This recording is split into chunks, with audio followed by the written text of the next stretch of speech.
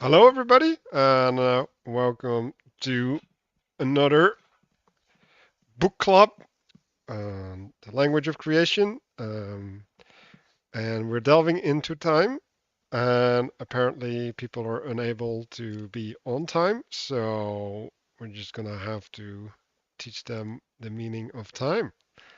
Like, for example, Casta, who is making it maybe in the nick of time. We're gonna have different time scales and we'll end the time jokes in a timely manner. um, so yeah, a little bit reflection on my week. I have been consumed by time. Really, a lot of things happen. I don't have an eventful life, so in some sense, that is really overwhelming. And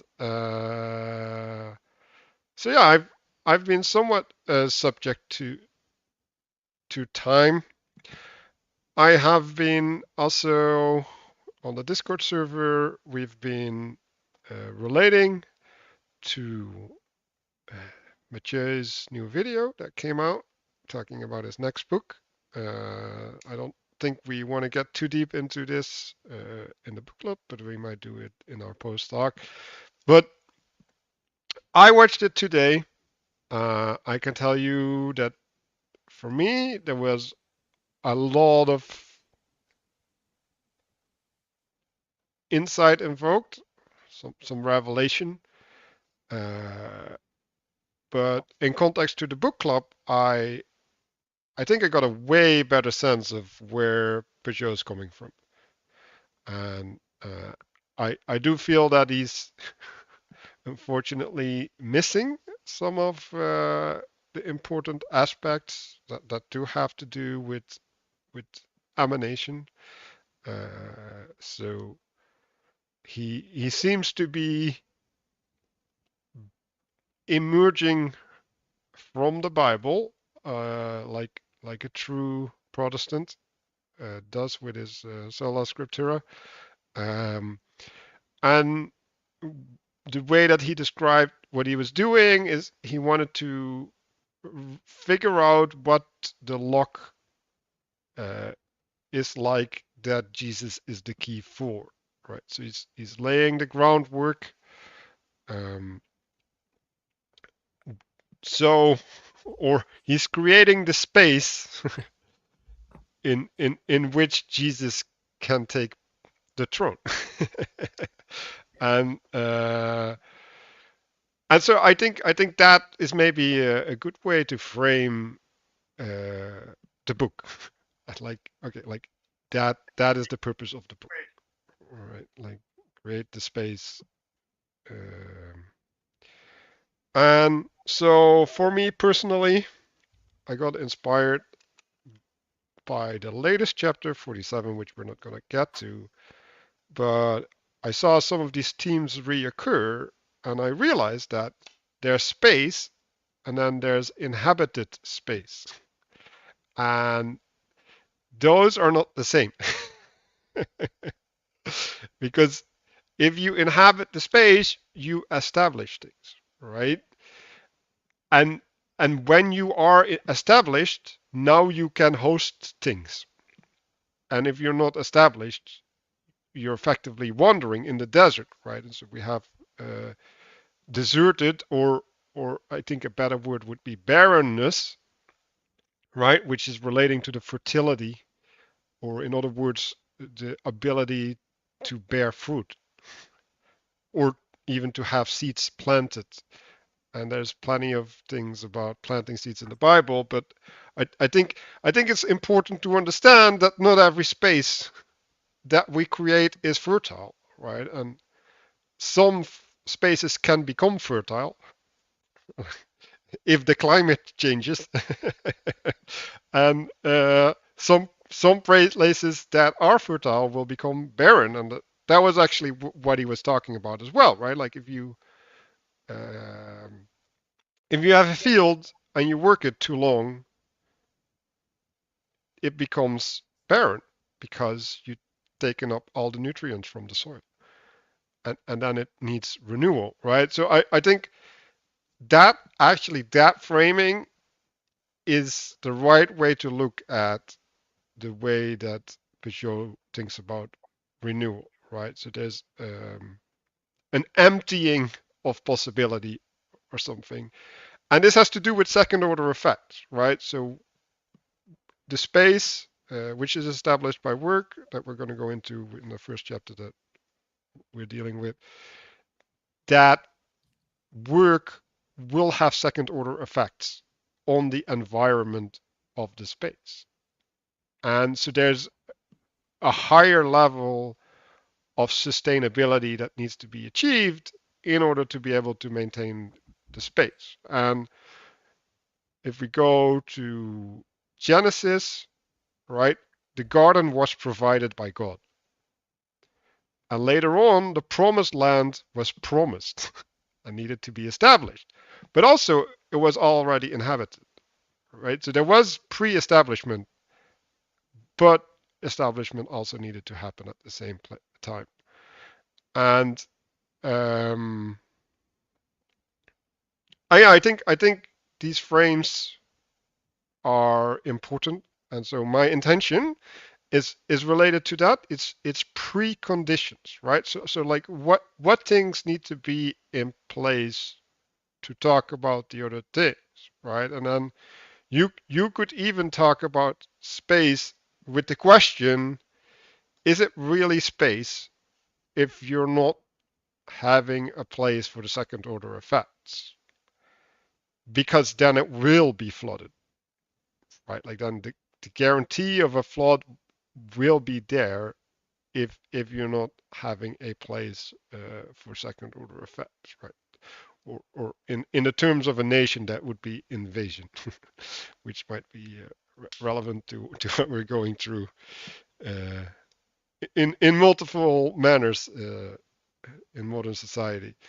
Um, so yes, my intention is around preconditions. Castle, you were in first, so you get to go first. Sure. Um, so this week, as you said, it's there's been. I think everyone's kind of experiencing this, like being overwhelmed by time recently. Like, and I very much enjoyed the live stream last night about chaos, and that was very much a nice kind of testing ground as well for a lot of the concepts that are coming up in today's book club. And I've done my little subtitle there is the wrong that makes the right, kind of spelling differently right. So I'm not necessarily trying to. What I think we're going to kind of build up to, because normally we only get through about 3 chapters each, which is still better than I expected, honestly. That we're eventually going to get on this third chapter today, a bit about the kind of things being righted as a result of kind of pushing the cycle, like again, or kind of like properly completing a particular cycle, and then you get the actual renewal, much like a new day or something like that.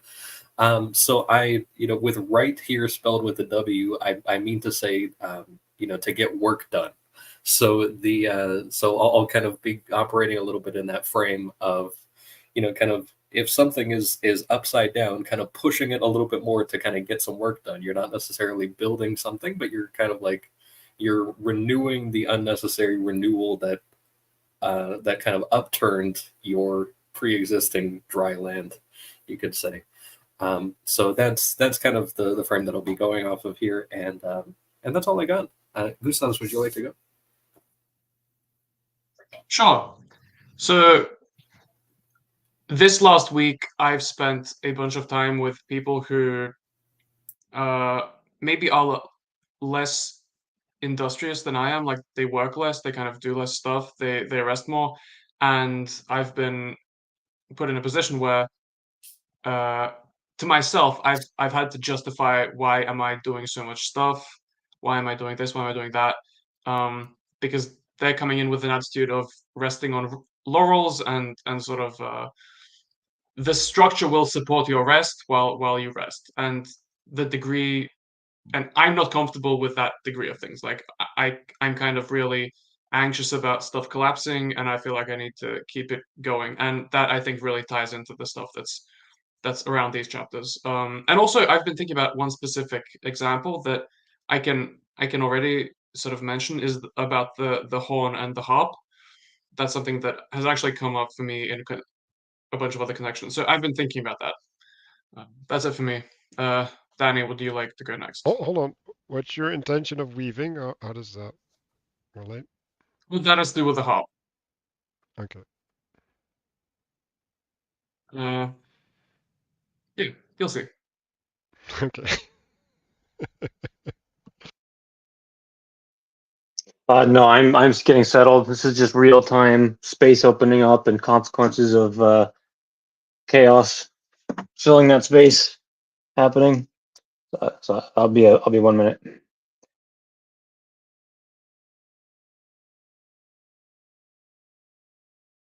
Well, Mark, then it's up to you.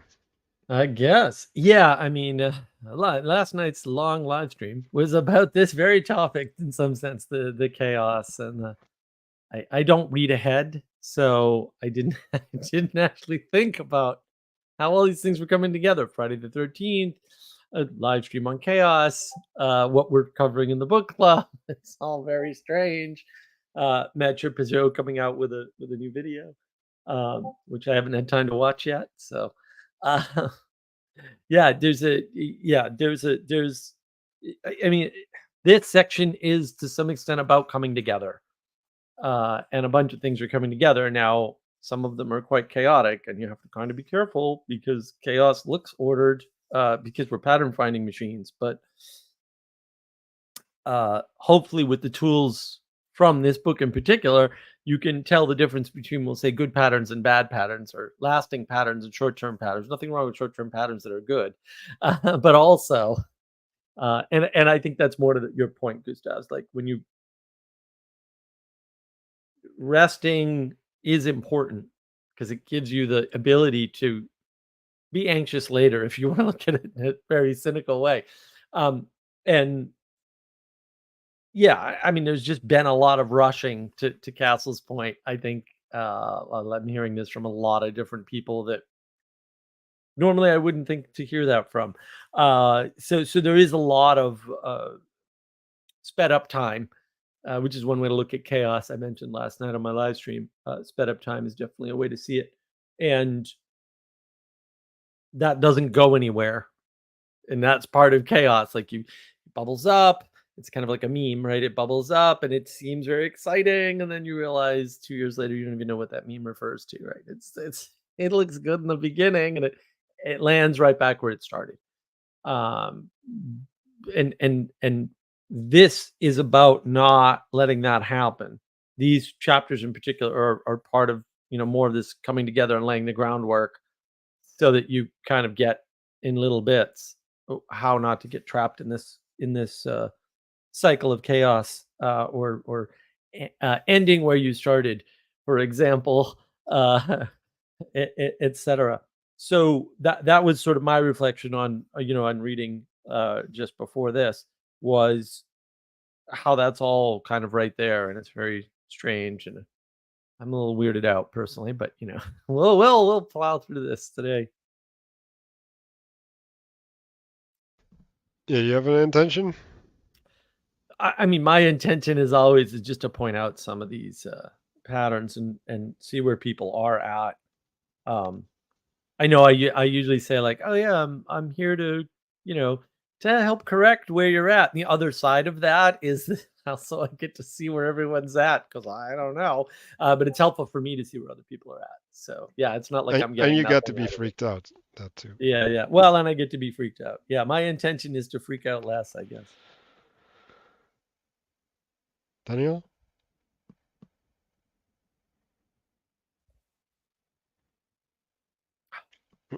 I'll Trying just to be go back. then. So yeah. Can you hear me? So yes. Yeah, now we can hear you. Oh, that's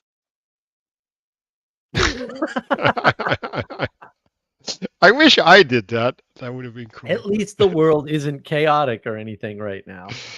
I think he needed some time out, some rest. I guess he fixed his microphone and broke his entire connection instead. given the number of things that are broken, like just on my new TV alone, it's not surprising. So one of the words I have written down is establishment. So you have to be established in order for rest to have rest, or maybe peace is a better word, right? Like that's shalom, right? And because I think rest is in movement, while peace is in settlement, right? And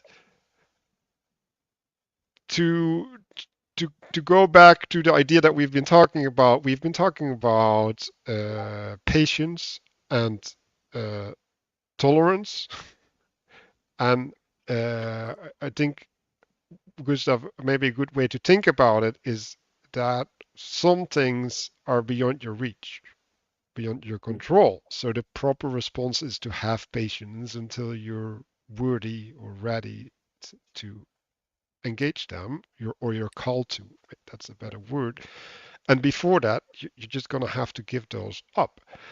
Now, the other side of that is tolerance, right? And so the distinction between patience and tolerance is that in tolerance, you're kind of looking away from the burden, and you're saying, well, I'll just carry it. Well, you're not. Well, no, I would argue you're not being responsible. You're deliberately shirking your responsibility and tolerance. Right, but the implication is that you will carry the consequences. Well, the implication is the consequences will unfold, and who knows who will carry them, which is worse. Right, because it could be that I don't carry the consequences, but Castle does, and now he's being unfairly, right? Like this is the argument against government. Like, oh, people shouldn't vote for war unless they send their sons and daughters into the war they voted for, sort of a thing. And it's right in a way and wrong in a way, right? But that responsibility needs to go somewhere. It doesn't have to go to the person being tolerant. Yes, but there's two responsibilities. One is in resolving, and the other one is taking the blame. So, but yeah, okay. Let's, or maybe it's guilt instead of responsibility. Maybe that's a better word. Daniel, do you want to go? Yeah, sorry about that earlier. So earlier this morning, as I was reading, I was observing that slowing down nearly always creates.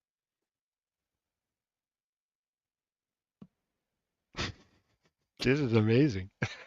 What's going on? Now I am freaked out, Mark. You're infectious. I blame Castle. Yes. Yeah. Okay. What's happening? You cut out mid-sentence. That's weird, man. I have so many issues. So this morning, I was observing that slowing down almost always creates space, which changes the quality of the interaction with things. So there was I was reading slower, and I noticed that, and there's a particular part of the text that I felt was more poetic. And then I was thinking about other texts where I had that experience, such as reading Plato, maybe T.S. Eliot, a few places like that. And I was observing also that the rhythm and the repetition of also the content.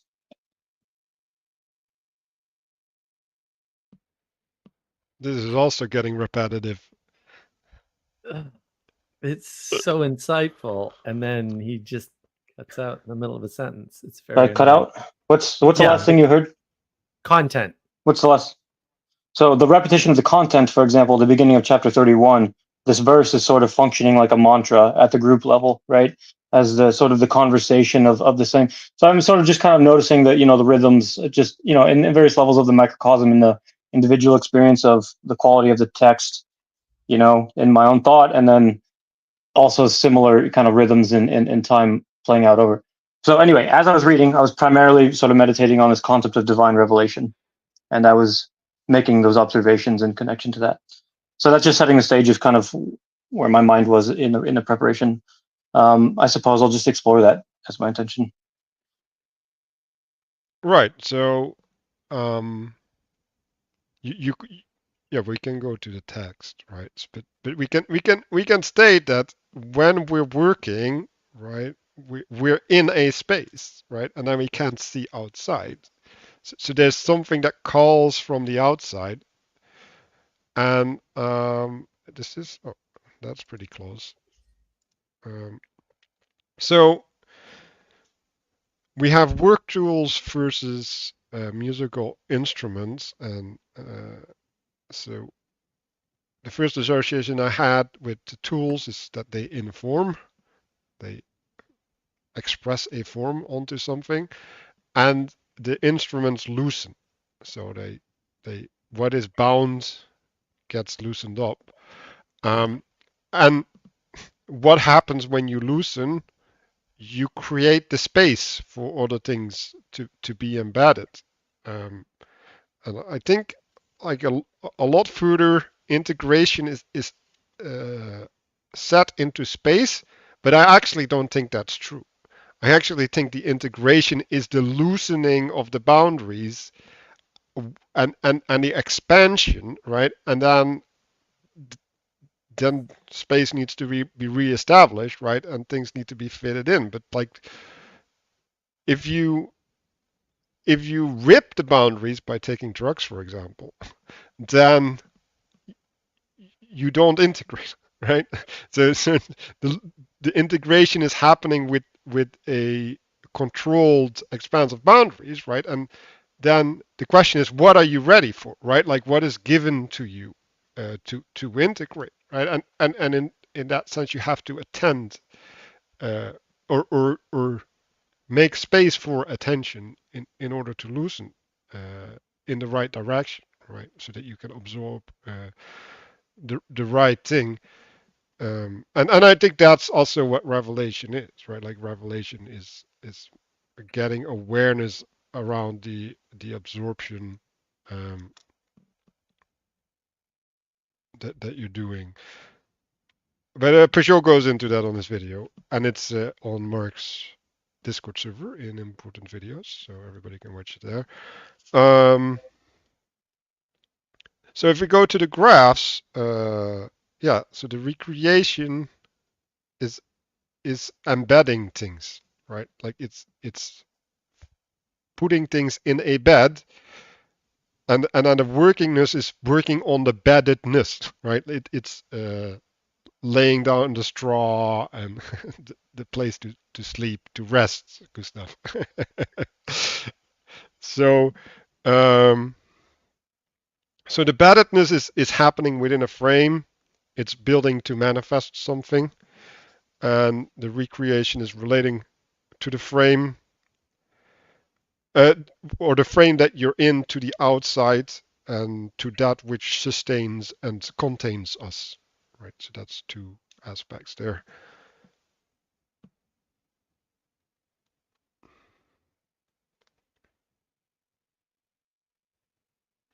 So when we're using a tool or a pointy sharp implement, that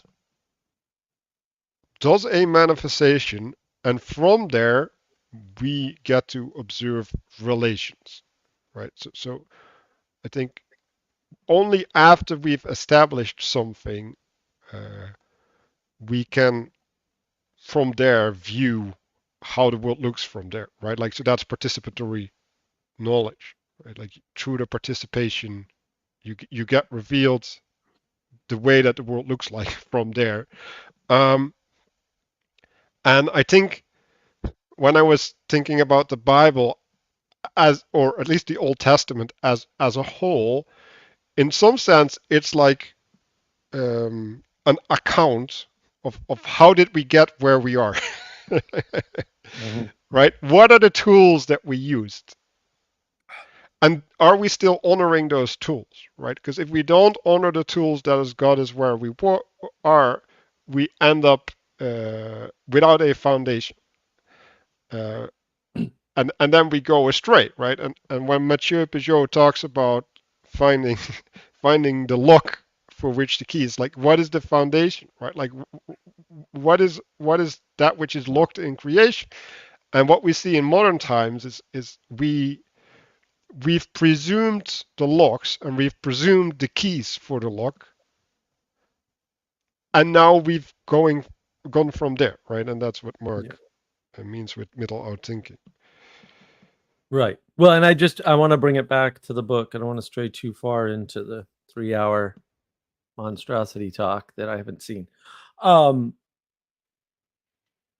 One way to recapitulate that is you could say part of, I don't know, the meaning crisis, the meta crisis, whatever kind of crisis you want to talk about. Intimacy crisis is best, obviously, since I coined that term. One of the ways to look at these crises is to say we know the way out roughly, right? We have a sense for it. Something about femininity. You could pack that into feminism as an attempt to poorly implemented attempt and purely evil attempt, but attempt nonetheless to revivify the feminine in a way or something. You could go down that road. But another way to see it is to say that you've got the pillar, and time causes your ability to relate. But if you relate only through time, you get chaos, because the proper relation is using tool, where there's a participation. So that's one way to sort of understand, we'll say, the chaos of today. See my live stream from last night. It is to say, okay, well, we've got time is a constant, right? But it doesn't go anywhere. But it goes somewhere in the middle, right? It moves things, but they end up where they started, right? So they didn't really go anywhere. That's the chaos being applied. And when we don't take the responsibility for the tools and the cultivation of the space, then we run into the problem. And that's the problem of nothing but chaos. And so in one sense, Gustav's is right. You should be anxious because the world is needs to be maintained all the time, right? On the other hand, you can't maintain it all the time. You have to rest. You have to have patience. And I think that's all encompassed in here at some point. But again, I don't want to get too abstract off the book. I want to kind of keep it in. But did we have any objections, we'll say, to the diagrams or questions about the diagrams? For me, I'm not sure how much the text helps me, but we can go through that too. Small point, but I'm not sure the left-hand pyramid that's turned over, I'm not sure it should have those divisions in it, because it's supposed to be like a flattened hierarchy, which, if you turn it on its head, then it's like inverted instead of a flattened hierarchy. Does that make sense at all? Why do you think it should be flattened? Because I don't. It's flattened by time, in time. Look at it this way, Gustavs. If you don't have a method of understanding who inherits the kingdom, so you don't have a line of succession, you're still going to get a king. It's just that without a line of succession, that king goes, you go back to the state you were in before, right? Like, now we have no king. What do we do? The hierarchy still emerges within the time circle. So that's why I'm pushing back. But I would frame it differently, right? So I think we went into it last week, but if you see the work hierarchy, right? It's organized under a principle, right? So what is the thing that unifies it? The principle. Now this other hierarchy is organized in the expression. Right? So it is a bunch of things that come together, like watching a movie, right? They come together for the purpose of watching a movie, not for the purpose that the movie was made for. Yeah. And that's also part of the chaos. And it spreads out, but of course it's got a small base, so it's going to collapse, which is why it's in the circle. Does that make sense? Or in other words, it go ahead. No, I just don't feel like you related it to what I was saying at all, or like I totally missed the point. Okay, the hierarchy. It's temporary, unstable hierarchy on the time side, and it's long-lasting, stable hierarchy on the space side. So it is the same in that way. Does that fix it? Well, the way I view it is that the positive, that the time axis is defined as the negative of the space axis within order to some extent, and the space axis, the hierarchy is a property of the space axis, and then of the time of the domain of time, it's defined not by the opposite of that, but by the lack of it, Yeah, but the lack of the let's hierarchy. let's phrase it this way, right? Like if we have a monastery, right, and we all go eat at a certain time, right, and now we lose our housing, right? Like some of the monks might maintain discipline, right, but other monks will end up eating whenever they want, right? So they will gather, the gathering will still happen, but it will be informed by their passion, not informed by the structure, right? So you can see when the hierarchy recedes, that which governs becomes like lightning strikes, right? Like it will be fashion. Like now this is appropriate, now this is appropriate, now this is appropriate. And the thing that determines what is appropriate is the gathering of people with common purpose, right? Or action, maybe not purpose, instead of gathering with common purpose, because the common purpose is the higher principle. When I don't see time and space as opposites. That's Complements or something like.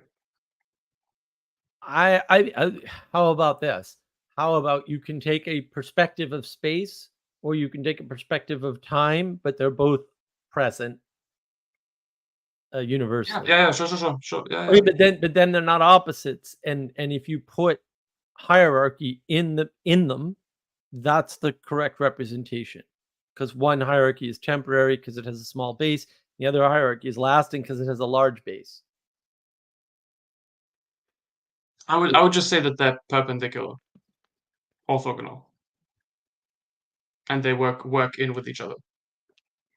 But they don't work with each other, right? You have to balance everything out. I mean, balance is a bad They term, kind but of interact, right? There's a well, yeah, dynamism. because it's one thing. Like it's split into two images, but they're both simultaneous.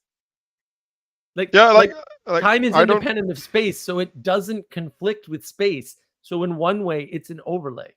In another way, you need to flip it. You need to flip the time this way and overlay it on the space. Okay, Right. so I've been looking at extensions for my KitchenAid, and one of the extensions is to make a sausage, right? And so when you make a sausage, right, you put in space, right, and then it gets expressed, right, Right. and then you have this thing, right, that will do something to the meat, right, to grind it, right, and you can say that the thing, right, that's the mediation, either makes it more sausagey or it doesn't function properly, right, and but what happens is there's an interaction, right, because the structure is there, right, and that interaction can adhere to the principality of sausage, or it can disperse, right? Like it can make more sausagey or less sausagey, right? So that the time can contribute to the manifestation of hierarchy through work, and it can also detract through entropy effectively. Well, I have some examples that came to mind as I was hearing you guys talking, as I'm kind of looking at these diagrams. I can't help but think of cleaning clothes and having clean clothes.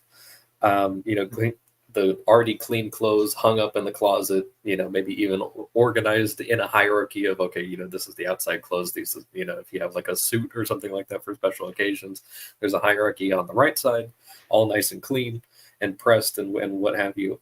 And then looking at the left side, what I'm thinking of kind of like, washing machines and clothes dryers and stuff.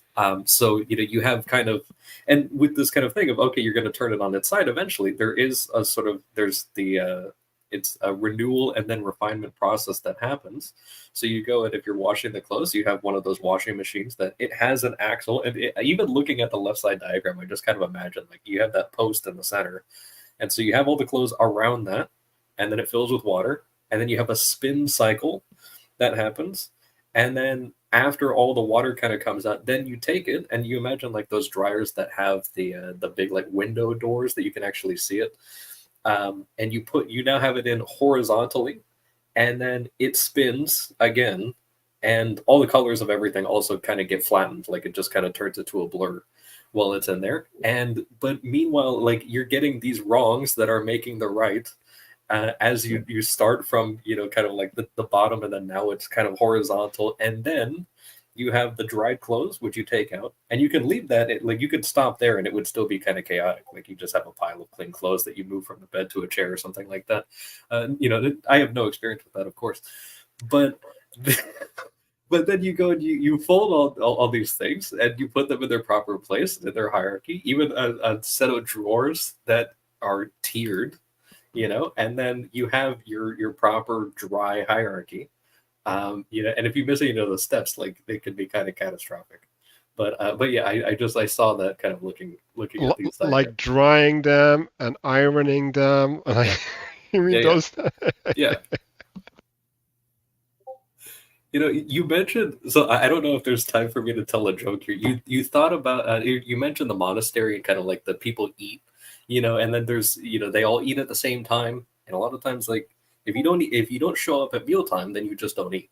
Like, that's just kind of how it is. And a lot of times, like, people fast and like they're used to that and everything like that. But it reminds me of a joke I heard a priest say one time. So there's a convent, and so you have a whole bunch of nuns in this convent, and the Mother Superior finds out from the lady who runs the kitchen that food is starting to go missing, that she's keeping track of all the food that she's cooking. She's stashing the stuff in the fridge, leftovers for tomorrow and all these things.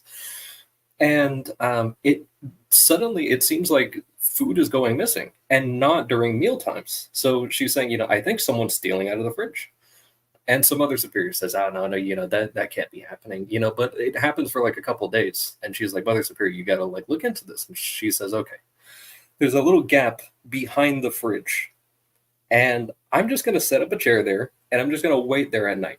I'll do my night prayers and everything like that, and I'll just wait behind the fridge, and I'll see, if anybody shows up. So she waits until it's about like midnight or 1 a.m. And then she hears a little bit of rustling kind of coming in, the little footsteps, and the fridge opens. She looks through the little crack in the door as it's open and sees that it's the oldest and most pious of all of the nuns. And she's in there munching down like no tomorrow and stuffing her pockets for later. And she goes, and the Mother Superior bursts out and says, oh, you are the one who's been stealing the food. And the nun says, who's that? And thinking on her feet, the Mother Superior says, this is Satan and you've been doing my works. And the nun says, oh, thank God, I thought you were Mother Superior. Yeah. That was good. I like that. Also, to the point of the lightning strike, Yeah. Like, yeah. Good exemplification of patience and time and space and the disappearance thereof. Yeah. I'm sure some of what was being stolen out of the fridge were Manuel's yummy sausages. Yeah. Now I'm gonna have to get this thing. Else I look like a hypocrite. So going back to tools to make sausages or other things, right? They're talking about a focusing of power, right? So it's on the next page. Why don't we get to it? It's on this page. So to distribute it to distribute to a point. Well, and then we can go to the next page. So the association that I had is like the tool is a means of mediating that power, right? So it's transforming it or it's leveraging it, right? So it's increasing it through certain means. And when we look at the top, what is it? Graph, picture, whatever. It's like a description of pressure. Like this is the chemical pressure, right? The amount of particles hitting something, right? Like the more hits there are, the higher the pressure. Obviously, the intensity of the hit is also important, right? And that means that there's at least the sense of a bigger mass, right, pushing into you. So that's maybe a good way to think about this graph.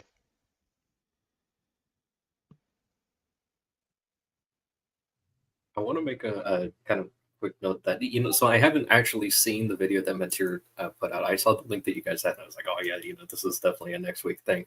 But I remember seeing at one point, like way back when I would sometimes check his Twitter, and I haven't been for a very long time, that people would give him a lot of difficulty, going and saying, oh, you don't mention Jesus once in your entire book. And it's like, first of all, like, read the title, right? Like in Genesis, but also, and this is one of those things is that, and we'll see this in like a few chapters, there's a lot of stuff where he doesn't have to use any particular words. Like he's not doing, like, there's a lot of stuff he's doing propositionally. There's a lot of stuff that he's also maybe not doing propositionally. He leaves it kind of ambiguous, and like whether or not some of this stuff is intentional or not and everything, that he doesn't kind of do anything other than kind of present stuff in very secular terms a lot of times and everything. But I still find it very interesting that he literally names this this diagram, like, you have the point and the mass, and he actually literally describes the mass with the diagram, and like doesn't actually, like the mass as I would understand it liturgically, like he actually literally does that with this diagram and then just moves on, and it's just like, is he intentionally doing that? I don't know. I know he wanted to be a monk at one point, so it's like he knows the stuff. It doesn't. It doesn't even matter. It doesn't. Yeah, it doesn't matter. Yeah. When you do it, these things emerge. And yeah, I mean, one way to look at this is, part of the way to fix, if you want to think about that, in the past, we were just, talking about like the 80s and the 90s and the 2000s. We were talking about the New Testament, the gospel, the New Testament, the gospel, right? Forgetting about the grounding, the base, right? But also, to your point, like, what do you mean he doesn't talk about Jesus? Yeah.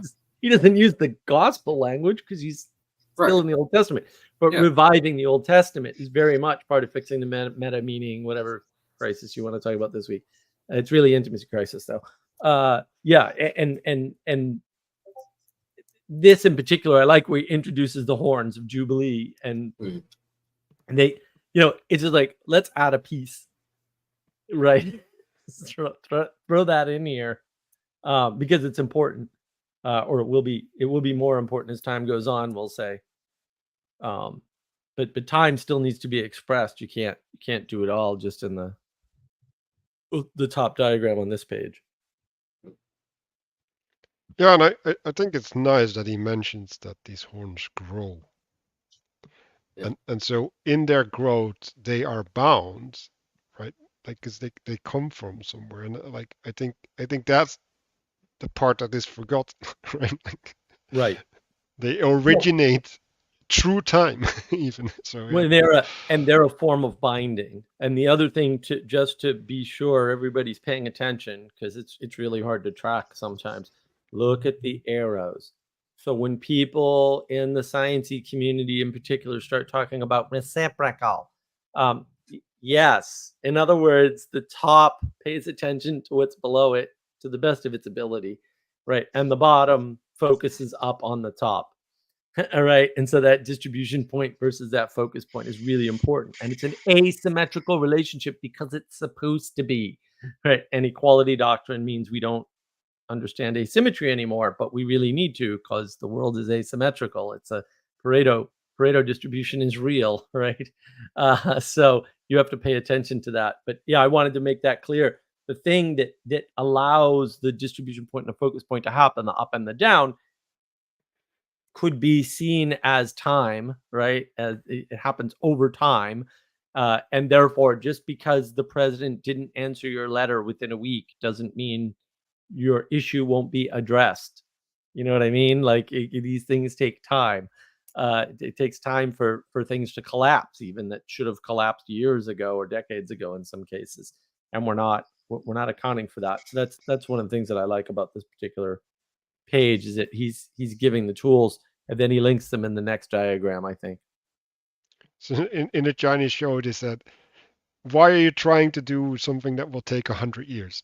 It's like, Yeah, yes, yeah, exactly. don't do that. And also, like the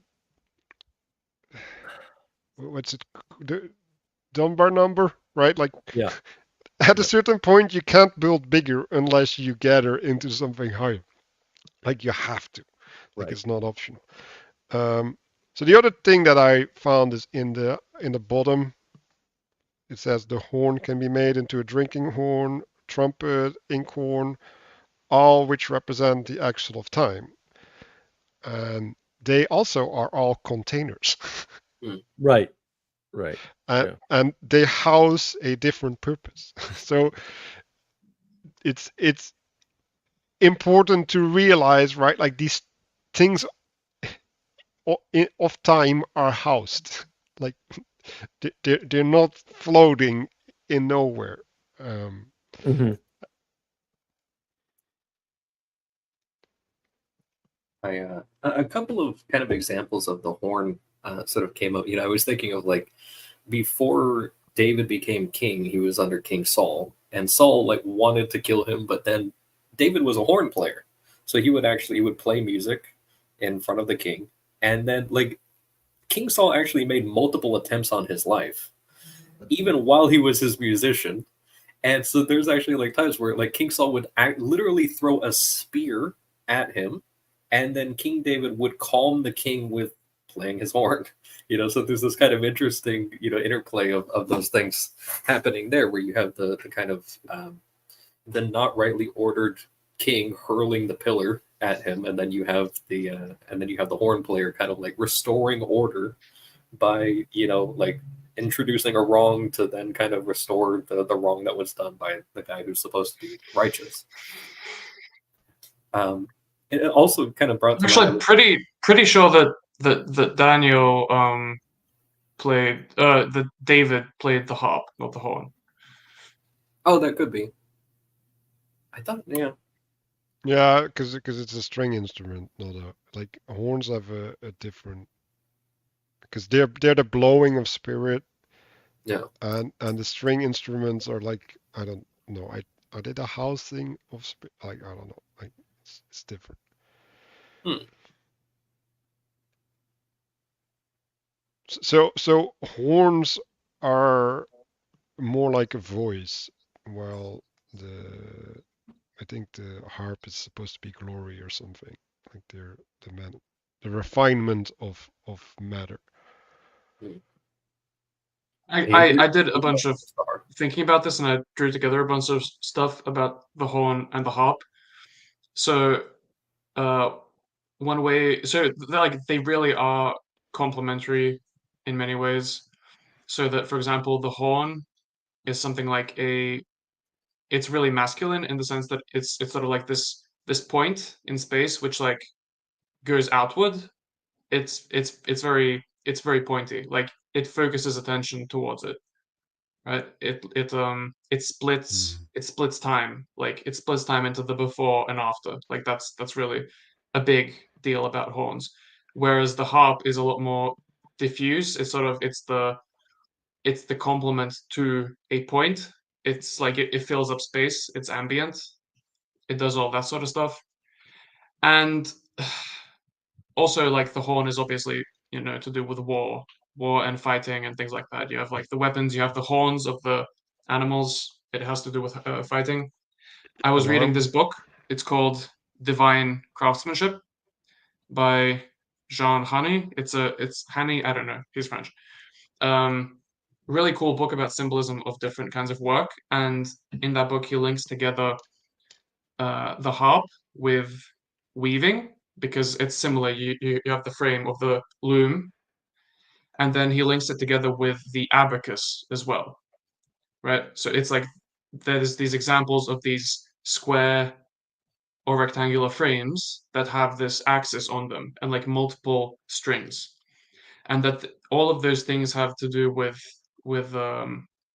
emergence. Well, not exactly emergence. It's like a controlled emergence because whereas a horn is you have this basically single note, right? It's very tyrannical, kind of. I don't know, but the harp is like you're bringing together lots of different notes, and kind of the abacus has to do with work and things like that.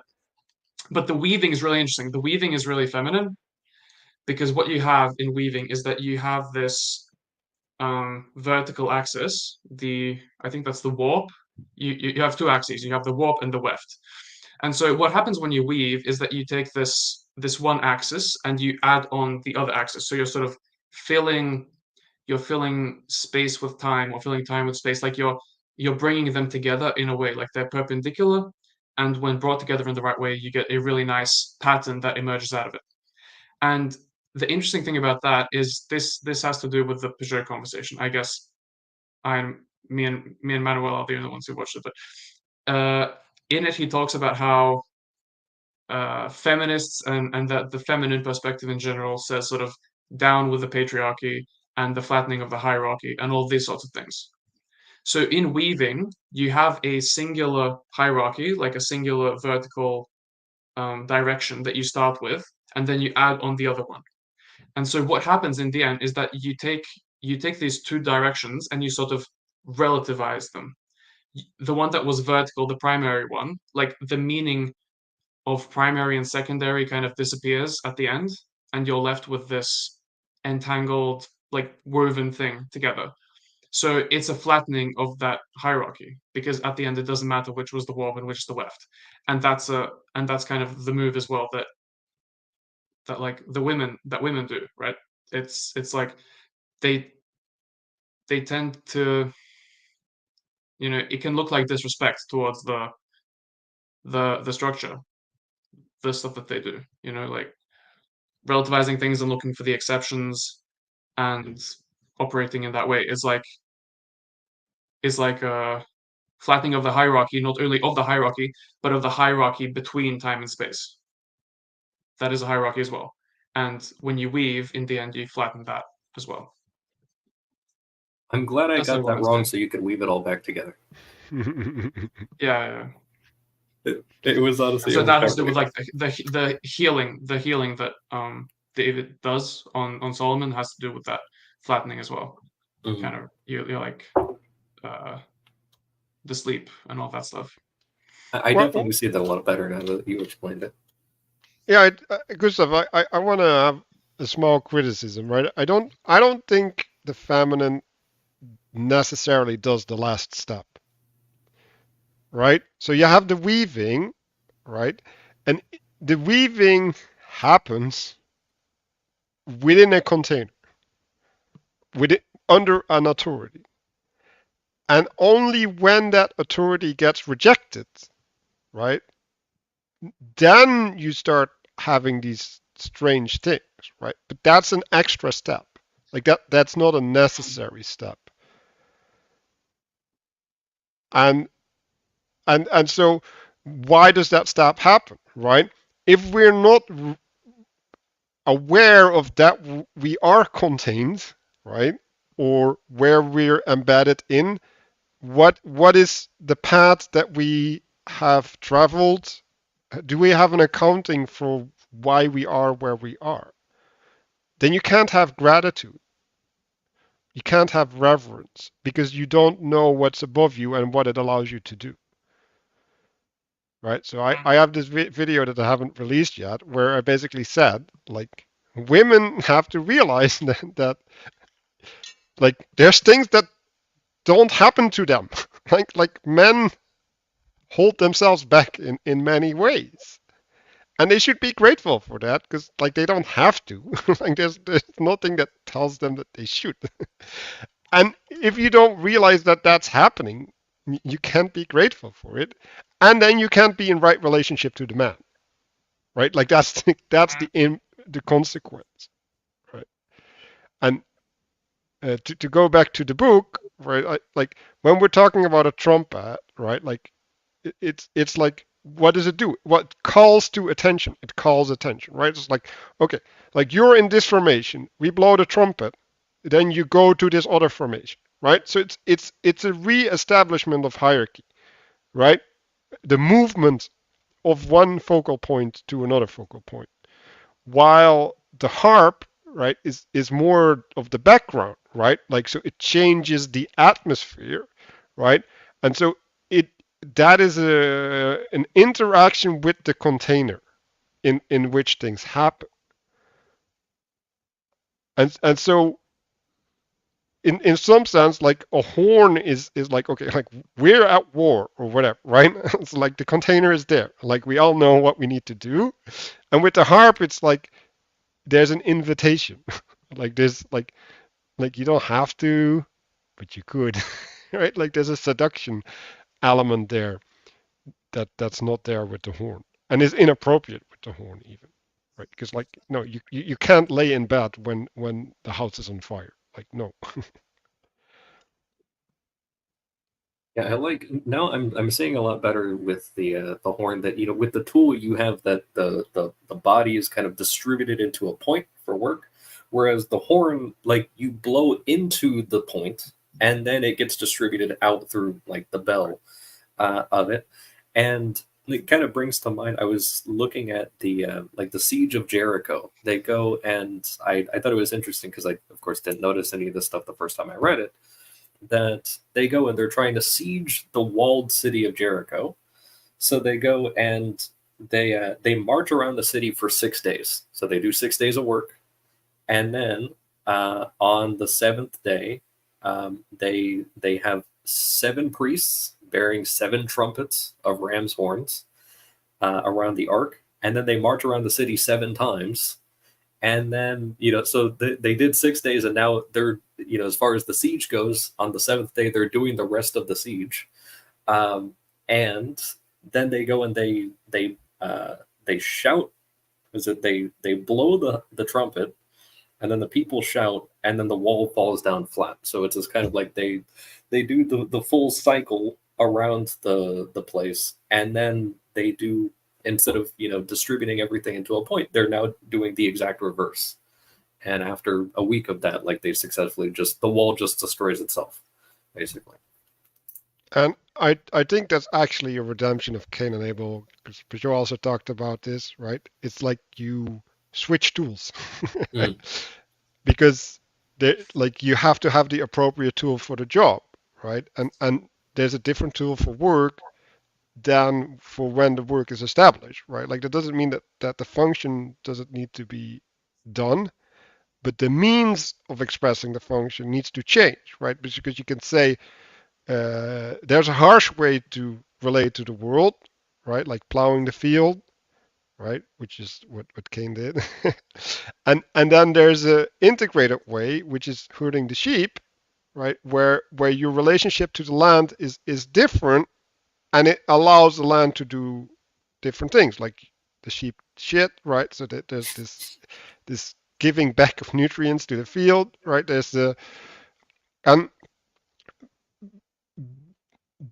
that the breakthrough, right, or the establishment or the victory only happens when these two things are in unison, in harmony. Not if they're fighting each other, that Cain and Abel. So, I like that a lot because just looking at, you have Cain is the builder of the first city, and then Abel literally means breath, so that you have that kind of, it's the horn breaks down the wall, and then it's I definitely see that. It was good.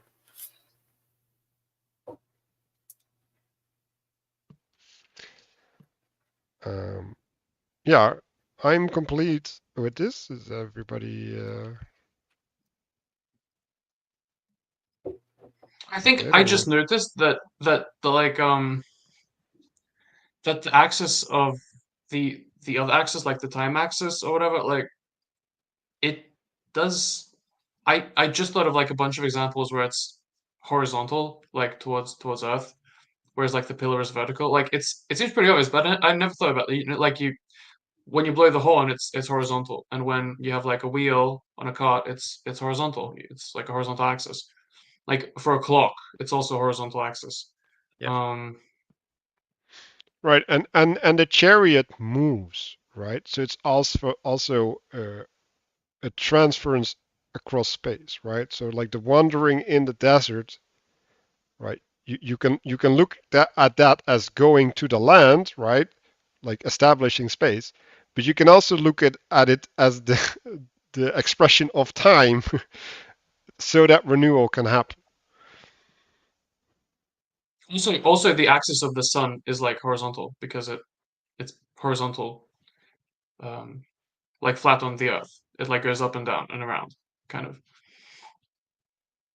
Yeah, when you take the perspective of the axle, when you introduce the axle into it, you flatten the object down to two-dimensional space or a plane. And one of the struggles, RJ, talked about this quite a bit. One of the struggles is people don't realize sometimes these diagrams are looking side on and sometimes they're looking top down, and right. And Oh yeah, that's a great point. right, it's one page, so you can't really do that, but also you just have to flip it in your head and then you'll figure it out better.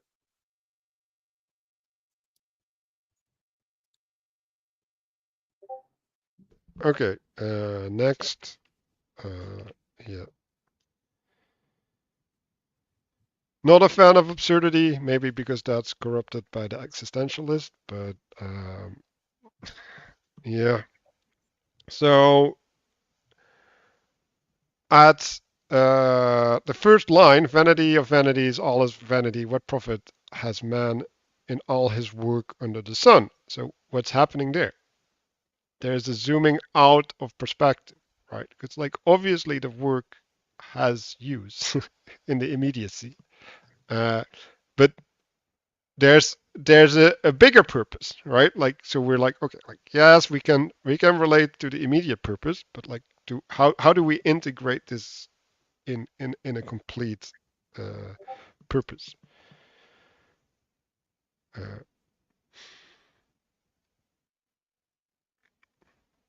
Yeah, I really like this question. I did an in-depth look at Ecclesiastes last year, and I thought this was a great question because I didn't I tried to like let go of a lot of my assumptions about the text. So when it says that what profit has man in all his work under the sun, I don't jump to the conclusion that it's just a rhetorical question and the answer is nothing. Right? Like maybe there's some other answer and it's like a trick question, like what you idiot, have you no idea what profit man has? Like maybe I'm that idiot, but Well, but Gustav's, it's I an mean, open there's a more important way to look at this, right? All his work under the sun. So that's the horizontal way of looking at the world.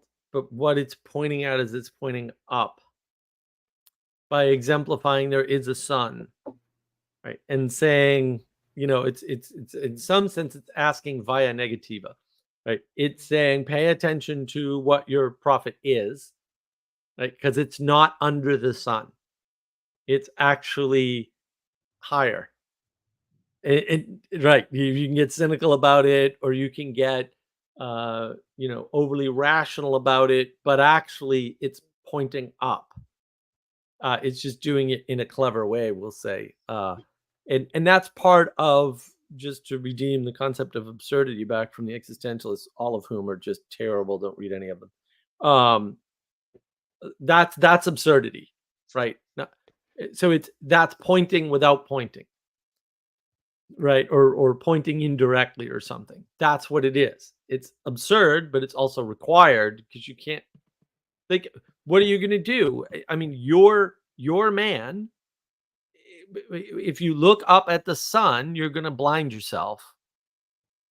But indirectly, you have to keep in mind, in this case, I would say you have to keep in mind the telos, right? Because it's really what he's asking is what's the telos of the work you're doing, right? Because you can work and have it come to naught, or you can work and have it build a city. Like, it's up to you, right? And so that I think is more what is being got at here, is that indirect pointing through absurdity, to get somebody out of the horizontal view of the world and back to looking up and paying attention to that. But again, not directly. Like, you don't want to say like, I'm personally by myself building the city of God, or You don't even want to say, I'm building part of the city of God. You don't want to say that. Right? What you want to do is keep in the back of your head the telos of what it is you're building, which is a very different thing. And I think absurdity is appropriate there, just to steal it back from the reprehensible existentialists. No, that's absurd. I had a couple of examples kind of go. Interestingly, like just earlier today, I read St. Paul actually address something similar to this kind of like, oh, what profit do you have under the sun? He doesn't say it in those exact words, but he does explicitly say to the effect that, that he could do all the work he wants and even offer his body up to be burned and everything like that, but disconnected from a telos that is actually worthless. And he even goes and he winds up saying something of like, oh, if all you have is this stuff right here and you're still going to end up dying, then as the Romans say, tonight we eat and drink, for tomorrow we die. It's just like, okay, like why not be fatalistic and everything if otherwise, like, let's just eat and drink and do whatever and then die tomorrow, and so he kind of like makes fun of that, but also to kind of twist the knife on the existentialists. I have looking at the Latin absurdus, it says out of tune. So also in keeping with the theme of my kind of subtitle here, that if you look at like a guitar, there's all these little tuning knobs. So if the string is out of tune, then you turn the axle until it does. Right. Yeah. So like I want to say, like, the problem of your work, like even if you're building a city, like the city can't exist without a nation, and like the nation can exist without the nations around it, right? So it's a fractal problem, and at a certain point things exceed your dominion, and you have to relate to the outside, and the outside is not going to agree with you, right? So you need a different solution if you want to have something eternal, right? Like it's something that's not vanity, right? Because like they worked on the temple, and the temple still got destroyed, right? So their instantiation still didn't hold, right? And that's, I think, what Pageau is talking about when he's talking about bringing things to their absolute limit. You have to roll out the story to its end, to its natural conclusion, and only then you can judge, right? So this is relating to the fulfillment, and yeah, now we're getting back to this opposite words, changing something into its opposite. I I would argue, right? Like, since we're talking in terms of telos, I think negation would be a better word, because negation is not the opposite of something; it's the absence of something, right? Especially if we're talking about structure. Wait, yeah, but I think his point is then it's not a transformation. And I think, again, the reason why he's doing this is he's saying effectively that not all change is transformation. That's true, right? Most change is chaos, which is why we're looking around, not understanding the world. And then the purpose in that is to say you're changing something into its, quote, opposite. And I mean, we both agree about that. That word is just difficult to, because But if we're talking about transformation, we're talking about transcendence, right? If we're having the healthy version. Well, but he's not talking about that here. Like, he's not talking about the going up. He's talking about transformation. Just transformation may be part of transcendence, but it's not the same thing. But again, it's not just changing one thing into something different, as he says in the text, right? Because that's chaos, right? That's how he's avoiding the emergence is good problem that we always talk about, right? And so the definition must be brought to its limit. In other words, right, changing something into something else, but more completely changing something into its opposite, right? And then that squares the circle of time, right? So there's lots of things in the middle as part of that transformation, which are not transformation yet, because you don't have the end state. Well, the problem is, right, like if you have a cycle, right, I think you need to have 4 points, right? Like the top, the going down, Yeah. down, the going up. Sure. Because I don't think you can have less than 4 points. Right. No, that's correct. He went over that in an earlier chapter with the circle. There's Okay, four points. but then there's not opposites, because then Yeah. there's It's then actually you have the a next cross. page. Okay. Yeah. The diagram is on the next page. Anyway, Yeah, I mean, like, he's done that with this diagram before. But there are still opposites. I mean, you could say there's two sets of opposites, but the liminal space in between that neutral space is still not. It's still neutral. Like it hasn't come into being yet. So the fact that there's a stop on the way up and a stop on the way down that you could pause it doesn't help, because you're still in chaos at that point. You're in chaos on all the points of the circle except the top and the bottom. That's the way to think about it, or one way to think about it. Starting point, middle point, end point, which is the starting point. Oops, right? It collapses from 3 back to 2, right? And everything else is chaos, right? Because transformation involves a lot of chaos because you're not set or settled yet. You're not in your final form. In this chapter, I took issue. Were you going to respond, Manuel? No, I don't like the reduction, but I keep going. I took issue with the word negation because negation ships with it presumptions of opposition, I think.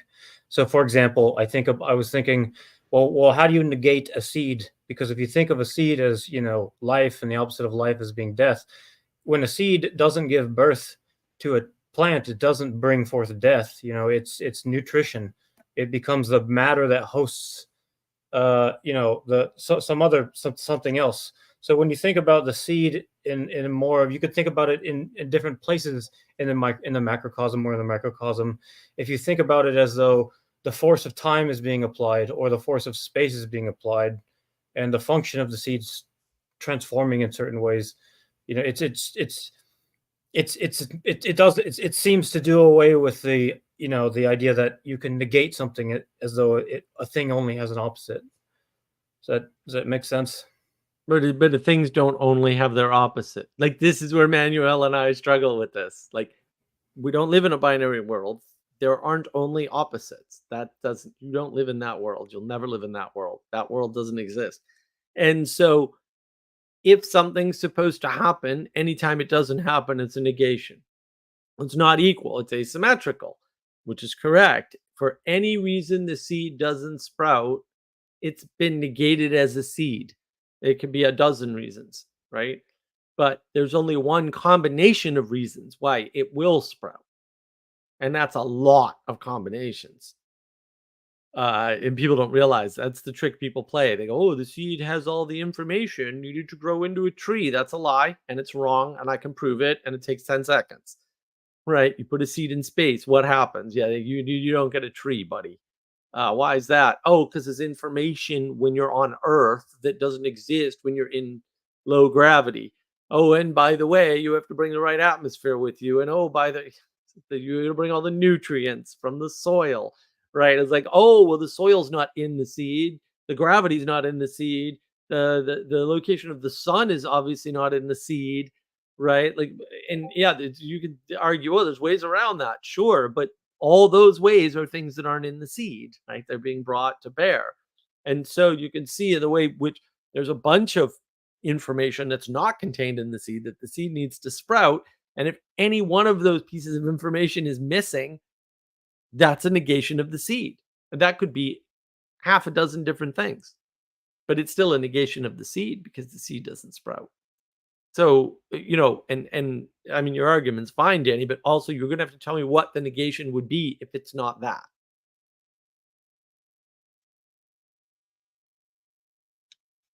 I was saying that the concept of a negation ships with it a presumption of being in opposition to something, and therefore I didn't like the term. So I wasn't making an argument for negation. Yeah, but like that's what I wanted to get into with the math thing, right? Because like the minus minus 1 equals plus 1. Are you kidding me? like I don't think you get far by doing that, right? Like if we want to talk about being propositionally stuck, like like you set your container and you can only move left and right. Like, is that the world that we're going to describe? Like, um, and yeah, like that's the problem that you have with negation, right? And the thing, like, the implications of change as cyclical are counterintuitive to modern sensibilities. That's the first sentence that he starts with. That means that it's contained already. It's predefined. Because the cycle defines what happens within the cycle. And you can say, well, like that which happens within the cycle is plus 1 and minus minus 1. But also, like, you're presupposing the cycle. And you can't. Like that's the issue. Like even day and night, like sometimes you pull an all-nighter. It's like now you broke the cycle. Right. Well, you don't necessarily break the cycle in that case. But it doesn't matter. I mean, you can break the small cycle without breaking the larger one. So I mean, and that's part of the point. Like you can't get out of change is cyclical. Yes, it's observably the case. And it is negation that creates that. Another way to say that might be entropy is what allows for non-entropy or something, right? Or in art, when they talk about negative space in art, they're pointing at something very, very similar. I'm thinking a lot of kind of like, when you have those farmers that go and they sow their seeds in winter, so it's like they wait until what would generally be considered the darkest time of the year. It's also very cold. The ground is the most solid and everything. And then they're kind of, like all of those kind of characteristics are also characteristic of, death. Like you have this kind of thing of you have, the seed that you're putting into the ground. So it's going into darkness and it's going into loss of control, and then is kind of covered and everything like that. So it's also hidden. You have all those things, and it also kind of results in the springtime sprouting and everything like that coming about. But yeah, so I'm just kind of seeing that, and then of course, then those things are seed bearing. So then you do it all again, and you just kind of keep on. So it's like it's I do agree that it's not something where it's like, oh, it's not a negative thing, but also it's that you also wind up doing it every time, and it doesn't necessarily like those crops don't last you till next year generally.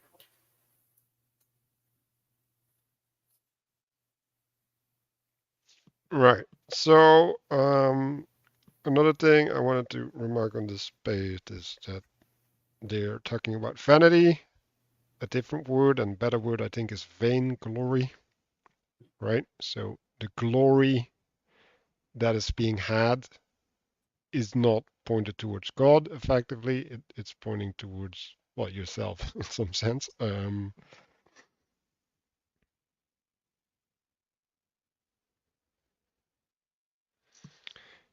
Yeah. Flat world. Let's go to the next page.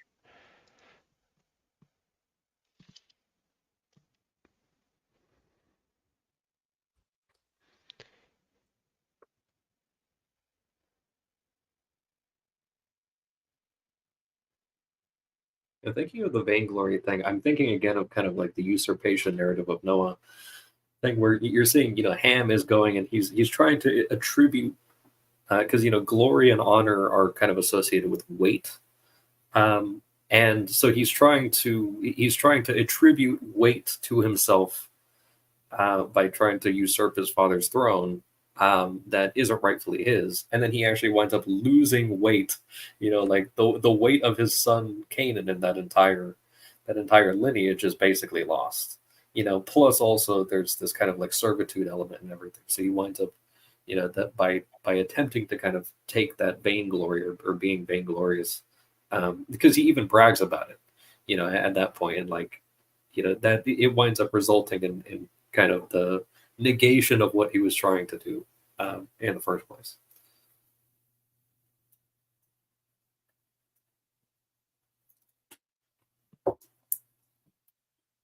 Yeah, like I think that's a good idea of like what is the glory, right? And tools for glory are not the tools for working the land.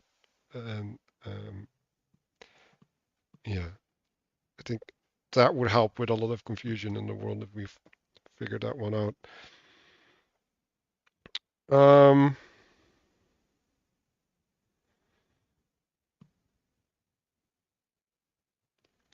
I also had a reference to Noah here on the whole tree, the cosmic tree thing.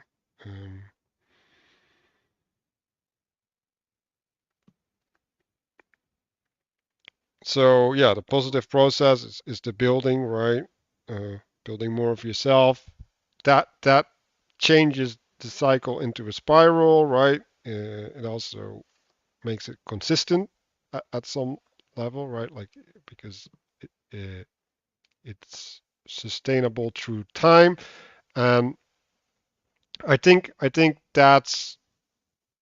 uh, that's we talked about the covenant that was made with Noah, and I think that's maybe what I'm talking about, right? So if you build upon a principle, right? If you build your civilization upon a principle that's unwavering, right? A covenant that is true with God, only then you can open up the space in which the next stages can occur. Um,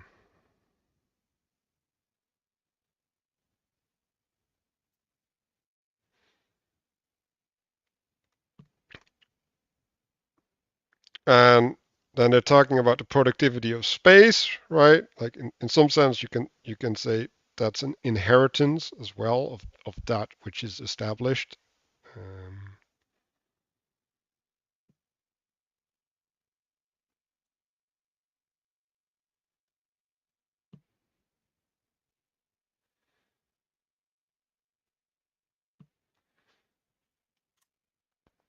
Something I particularly liked on the next page was, I love the little like notes at the bottom of the page, but this was something that came up in conversation yesterday. The whole like binary of zeros and ones. That, I mean, just looking at it in terms of like a diagram, that you have the pillar and then you have the cycle, and then he even also goes and takes, you have the plus as space, and then the minus is kind of like horizontal axle, and kind of approaching math. If I were to ever, change my mind on math and actually do that, I could see that you could start kind of approaching it maybe with, insofar as you could have intimacy with math. You could probably have that a little better. Not that I'll try.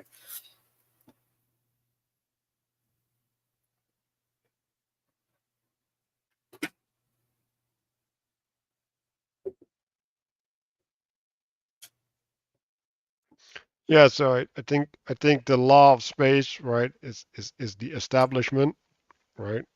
It's in two directions, right? You get more lands, but you also build bigger cities, right? So there's two directions to grow, and the negative is the detraction, right? So like you have to do upkeep, but you also have to protect your lands, right? So if you extend beyond that which you can sustain, right, or beyond stability, then it will be taken from you.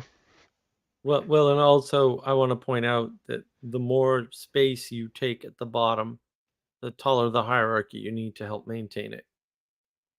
And that's the thing that everyone's objecting to is oh, we don't need the hierarchy, or we don't need a hierarchy that big. And it's like, well, then you live in a village, right? And then that problem will solve itself, because the villages are still going to need a hierarchy above the villages, and then that hierarchy is going to need a hierarchy, right, until you get down to one again, because one is the unification. So for those people who just talk about Neoplatonism as though that's a thing, even though it can't be. Sure, your Neoplatonism supports this argument that in order to have large groups, you need tall hierarchies. I don't stack blocks. Like, I don't get out of your house. Like, go build anything. Like, I don't understand why this isn't abundantly clear, but it seems to be the decentralization, the bring it all down, the the communism, like the socialism. It's all the same. It's we don't need hierarchy. It's like, no, you kind of do. Like, that. Sorry, like I don't know what to say.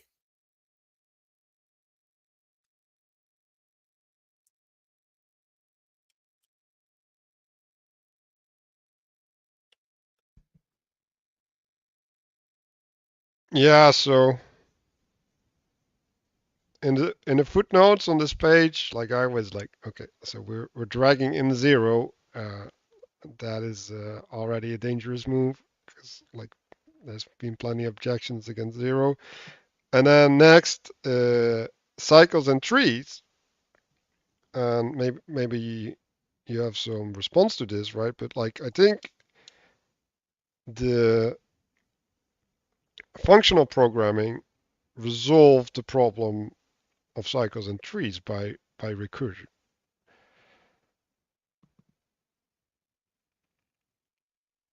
At Well, least I mean, recursion's a key part of all programming, right? Like programming is yes, variable but recursion. It doesn't matter what style of programming you're doing. yes, but let's just say it this way: the inheriting data slot was contained in its parent, and so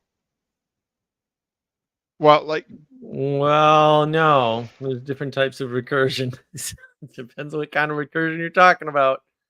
And that's actually where the problem comes in. And also you can't program without loops. Because recursion can't do a bunch of things that loops can. It just doesn't work. Like I know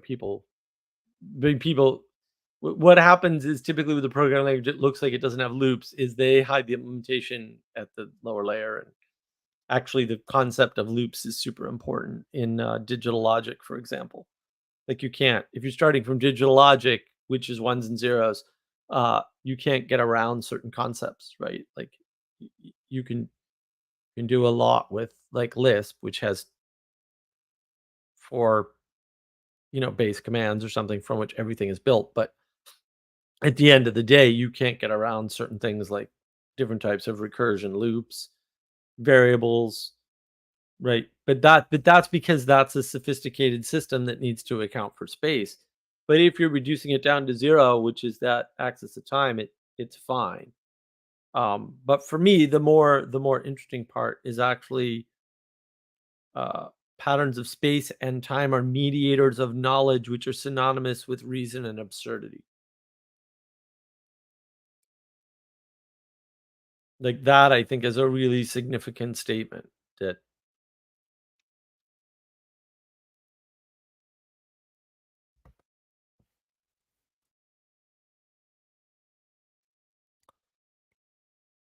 right, space always produces according to its kind, and time always ends up turning against itself.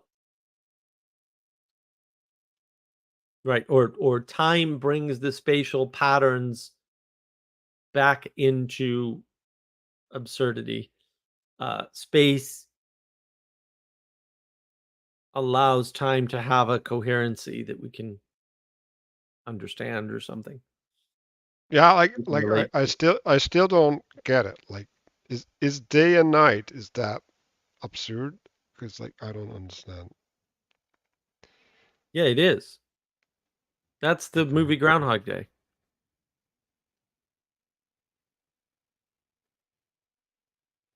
Like that's any movie with a time loop. Yes. I mean, that's what makes Groundhog Day one of the greatest movies of all time. Yeah, like, Is but it's isn't the absurdity in something else than day and night? Like day and night seems to be that which no, contains. the absurdity is that you end where you started. That's what he's talking about. And the thing that separates that is space, not time, actually.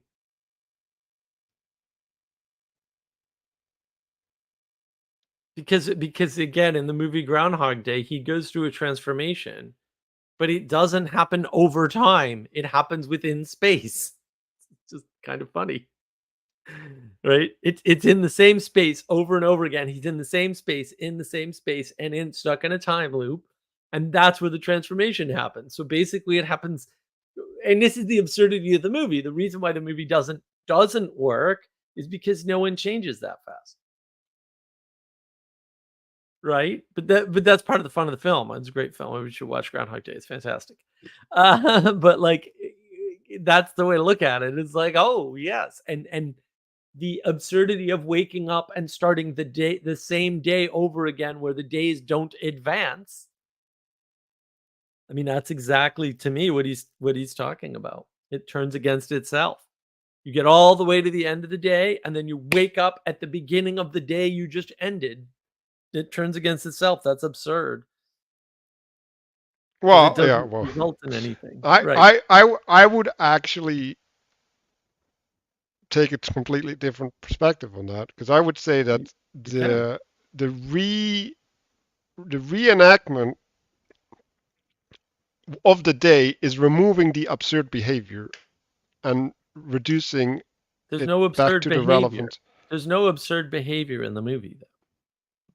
No, like he's The probably absurdity- full of vanity, right? Like No, the absurdity is created by the time loop. That's what I'm saying. Like, yes, the absurdity is created by time turning against itself.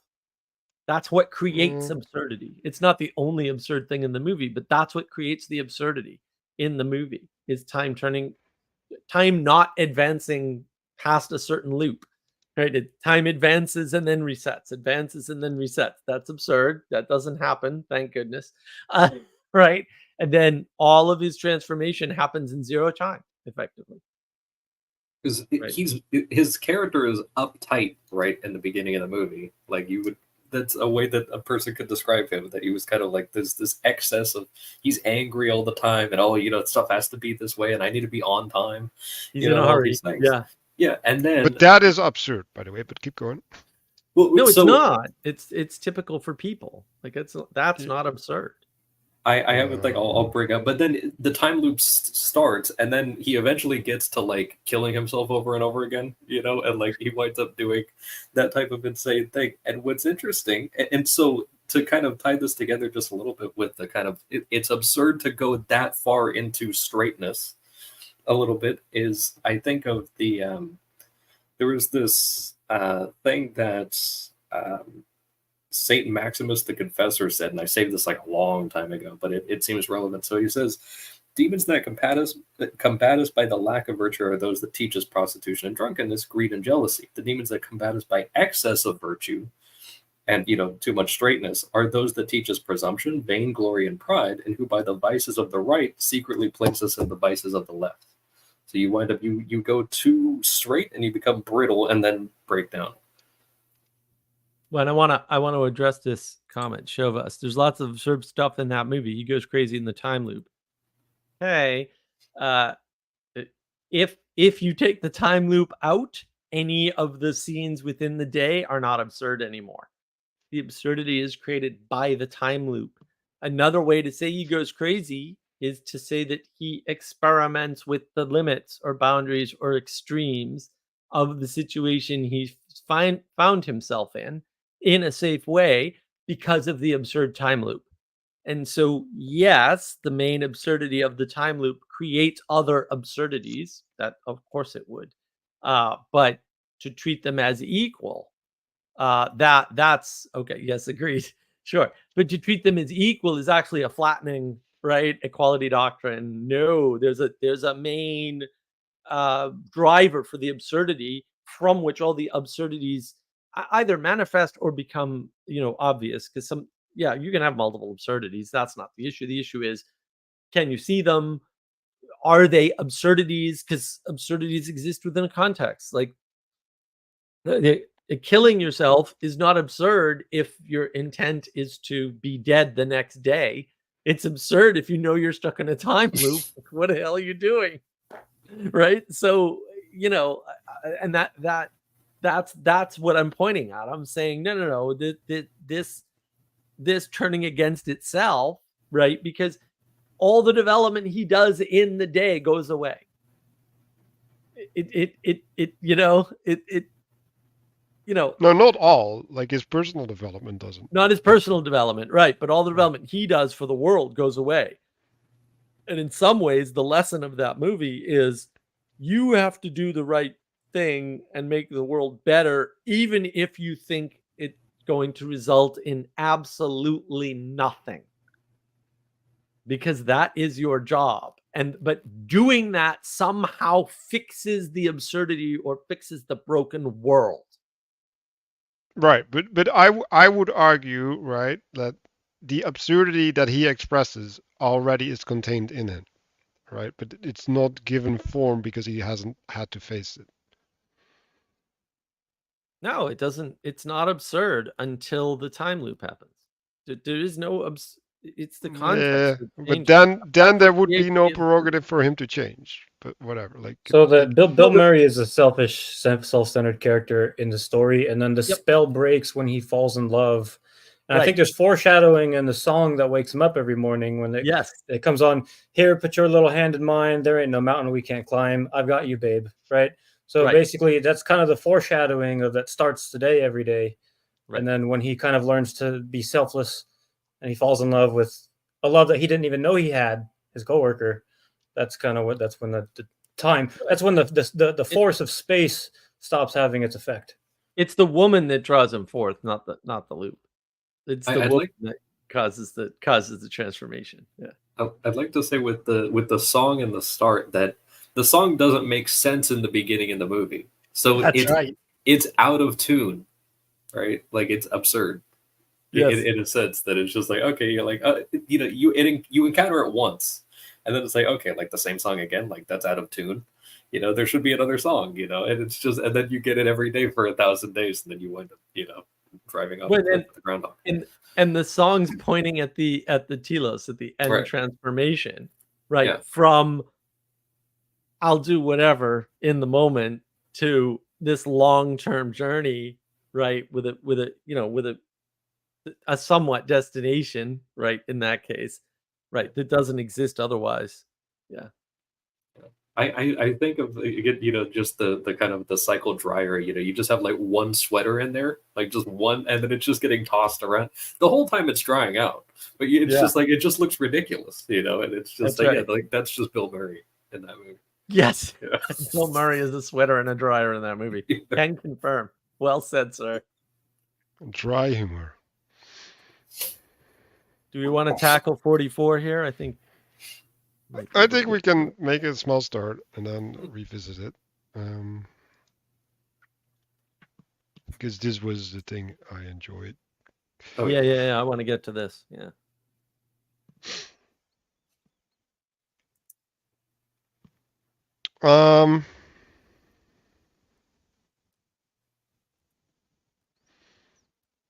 Yeah, so I wanted to point some stuff out about picture, because I think the first picture is a picture of ignorance.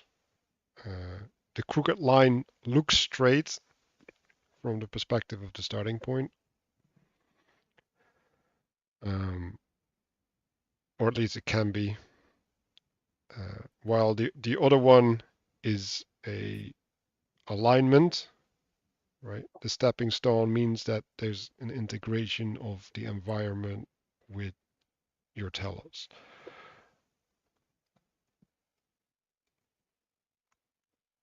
Yeah, I mean, alignment's a good way to think about it, right? Because that is if you want to have, we'll say, an efficient path to something, you need a proper alignment.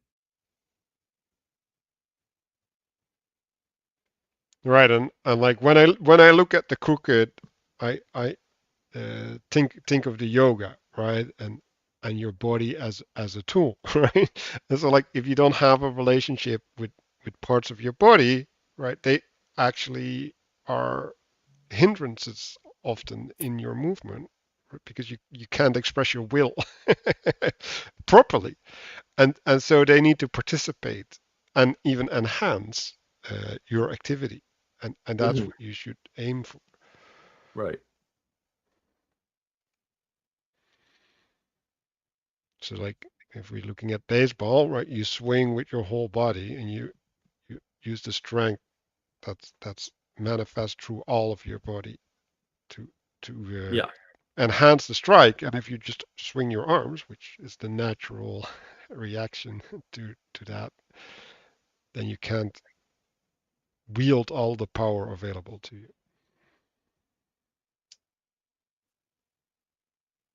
I was thinking as I was looking at this diagram. So there's this book that I picked up and read this week.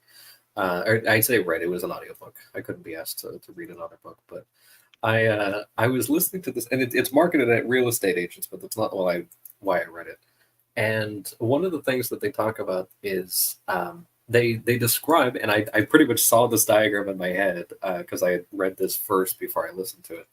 That they're talking about they encourage taking the roundabout path to get to the destination, which is interesting. So, and they give this.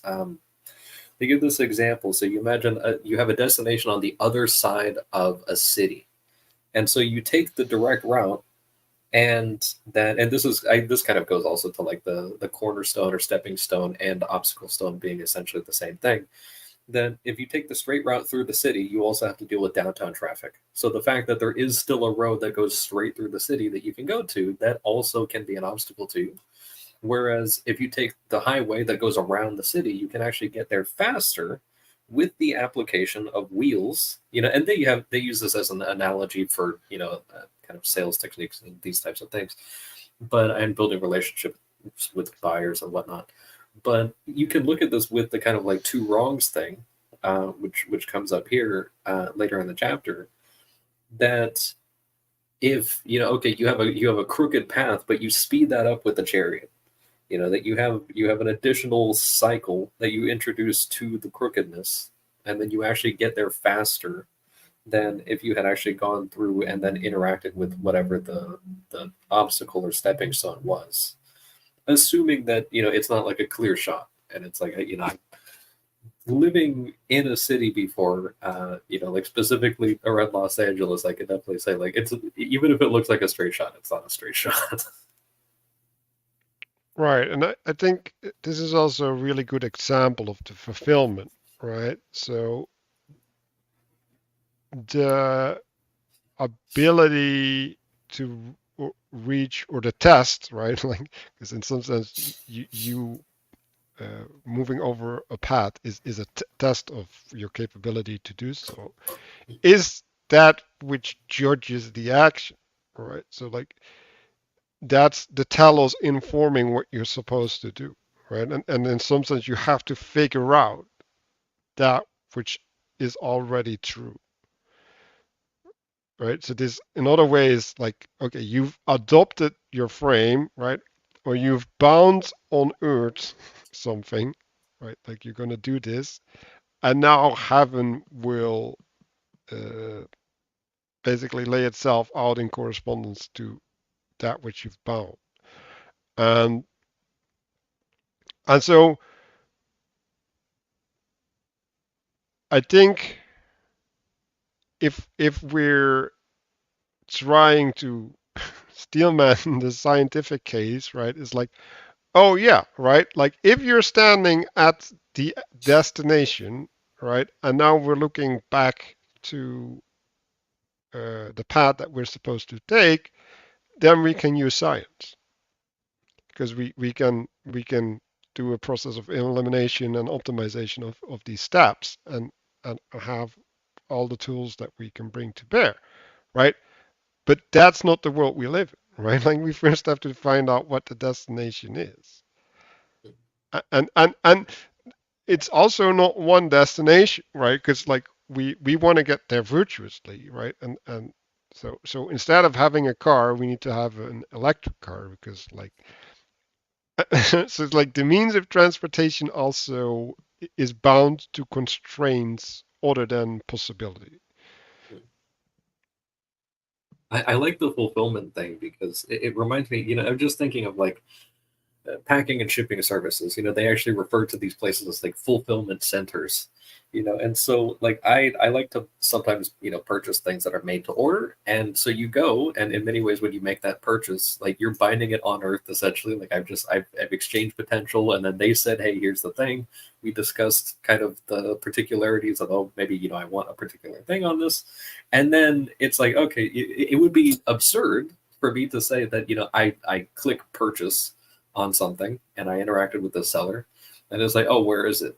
And it's just like, well, it's going to take 3 to 5 weeks. Like that's what I'm going to have to deal with. And then you get into that aspect of fulfillment. This person is trying to kind of manifest the thing that was requested, that I identified there. Like we've made the agreement, and there's consequences if that's not fulfilled.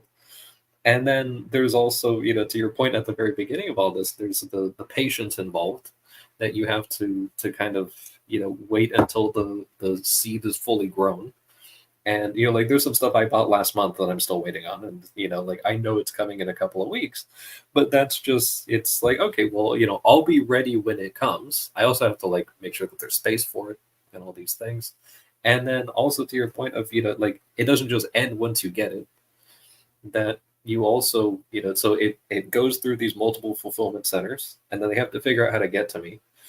And lately, like a lot of these delivery drivers have actually been using like rental cars. Like I'm sure that's more of that chaos kind of coming about. Like it used to be they actually had vans that had the names on it, and now it's like, okay, it's clearly like an enterprise rent-a-van, whatever that's showing up. So there's something happening there, but they're still managing to fulfill the order, and then I wind up receiving it. And then, but it's also not just for me to like have, like I got it for a reason, and then so now I'm going to actually use it, and then there's an additional fulfillment of the item now that I have had my order fulfilled. Yeah. So I want to point at the waste a little bit, right? It says a part that expresses a negative principle and is characterized by wastefulness and pointlessness, right? And that's within a certain frame. It's like when we're talking about throwing away the baby with the bathwater, right? Like that's the waste. Like you don't know what role this waste is fulfilling, right? So like you might go to work and you might have to wait, right? And during the waiting you ruminate because like you have to spend that time somehow, and then you remove the rumination time because now you're more efficient in getting to work. But like, do you know what that time did for you, right? And it might even be at that point in the day, right? Like you get something from the rumination only in that situation because certain conditions are met. Yeah, and then you're anxious because you're used to being busy all the time. And then you want to be busy all the time. And then you never rest because you're not used to resting, because you didn't take the opportunity to rest when you had it, instead preferring to keep busy. But that's a virtuous cycle. It keeps feeding on itself. It's reciprocal. So you don't want to encourage that. You want to keep the waste or the rest in mind. And also a reason why it's useful to schedule rest. That it's like Right. you actually, it's still participating in the order because you've set a specific boundary for it. And then now you can kind of go and enter into that. Right. So if we go to the bottom, right, we're at absolute waste, vanity, pointlessness, right? The cyclicality of the waste, like I'm seeing that as a gravity keeping a satellite around it, right? And you're the satellite, and you're caught in that, right? And if we go to the horn, right, what does the horn do? Well, it kicks you out, right? Like you're attending to another center. So there's means of interacting with that, right? Like I was looking after my nephew, right? And like he hurt himself, and so like what do I do, right? I give him different means of participation, right? So that he can build a different relationship to his pain, because like being stuck in the anxieties is not going to make it better, right?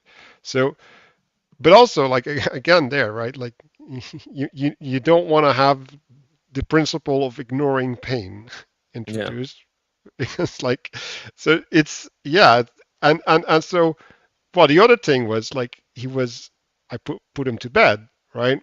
And he started crying, and so I was like, okay, let's see if I can just get him to cry himself to sleep. And that didn't work. So I'm like, okay, I gotta go back because like now it's not okay, right? And so I get there, I give him a drink, I hold him, right? And so I break the cycle of upsetness, and he just falls asleep in my arms, right? So there's something there, right? And like if we want to step away from the book, like what are we called to do, right? Like if we want to participate in other people's lives, we have to be aware, right, of like what are the things, the cycles or the gravities that trap people, and how do we bring them out into another cycle that is virtuous. Yeah, but the middle diagram here is interesting, right? Because it's the middle way between this total waste and total efficiency. But the cost, in some sense, is the unknown. So if you're trying to get rid of that, you're going to end up in total efficiency every time, and you're going to burn out and get anxious, like for sure. May take a while, but it'll happen, and it'll be bad for you, right? And on the other hand, you don't want to be lazy and do nothing, or be lazy and do things that keep resulting in nothing, right? Because that's you don't want things totally unknown, right? So you have to accept a little bit of unknown so that you don't burn out one way or the other, because we actually call people who are lazy and don't work and whatnot burnouts, right? Oh, too many drugs, they're burnt out. It's the same, it's burn out on each extreme. Right, which is a good way to think about it. To me, I think the darkness of the obstacle stone and the crooked picture, or the darkness and the waste, is important, because I think there has to be an unknown or subliminal element for those things to be wasteful, or what did it say? An obstacle stone, because otherwise it wasn't really an obstacle. You didn't actually trip over it. It was just, I mean, it was just something that made the path longer. I think the subliminality, I think, is really a key attribute to it, though. Well, I think the darkness is in like if you presume total efficiency, right, you're probably in the state before that, right? Because there's always means to be more efficient, right? So if we're talking about the question of the swings, right, like there's a riddle in inefficiency, and that's optimization, and you could argue, right, like there's states of perfect optimizations, right? And I think ultimately the Bible is looking for that, right? But it's the total optimization of complete integration, whatever that means. So it's right. Yeah. Well, that's the problem. If you're not comfortable with unknowns, you're gonna burn yourself out. And if you're too comfortable with unknowns, who cares? Then you're gonna burn yourself out.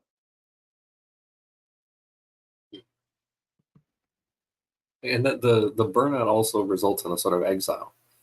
So you wind up, you look at these guys that I think of. There's one guy in particular. He's a CEO, and he's talked about he has worked himself to the point of being hospitalized for burnout on multiple occasions. Yeah. Like he's actually done that. And it's just like, okay, and like not just like a one night stay, for burnout of just working too hard. And it's like, okay, like that's a type of exile, because now you're also separated from your family. Like you can't even go to sleep in your own bed, and it's like that is next level, like you get a sunburn and it's like, okay, you have to stay indoors, and everything. But yeah, it really is that kind of overextension into trying to work absolutely everything and trying to control all of the unknowns. And then, it's like, yeah, it just takes over because you can't keep that up. And that's the right hand sin leading to the left hand sin, Yeah. right? Mm-hmm.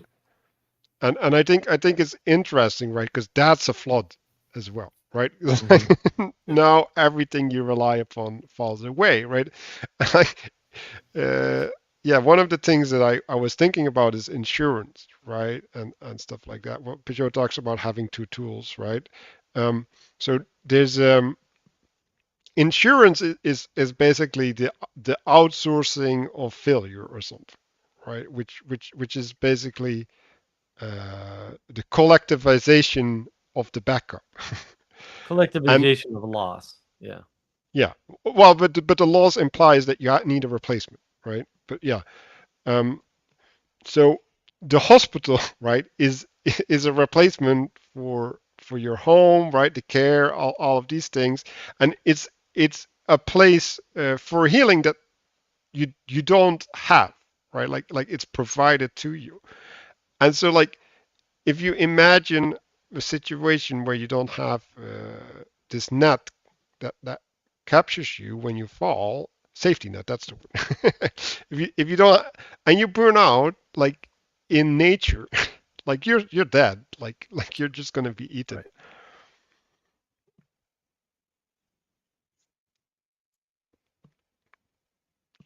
Yeah. Are we So complete on this? Can we finish it out on the last page here?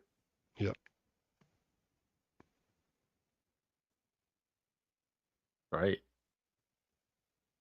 But I definitely like this diagram of just kind of showing the absurdity, and he fleshes it out a little bit more in the little bottom note there about pi being an irrational number, Yeah. that you can't properly define. That there's always that little overlap where it's like, okay, you actually can't measure this sort of thing, and it's something that I just kind of reflected on this today, that I was thinking about the structure of the Friday live stream and today's book club allows for that bit of the rest of the conversation can happen afterwards, and that's undefined. So like that might be, like I'll probably be jumping out here in just a few minutes, but sometimes like I'm stuck around for 4 hours. And it's just like there's an indeterminate amount of time that kind of is there, and that is a good way of just kind of allowing rest to kind of take place.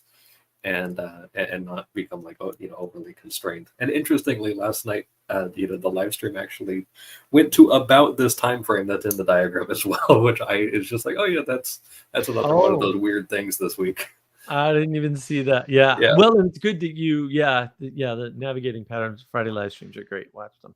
Yeah. It's good that you brought up the irrationality, right? Because what it says is there are numbers that are irrational, right?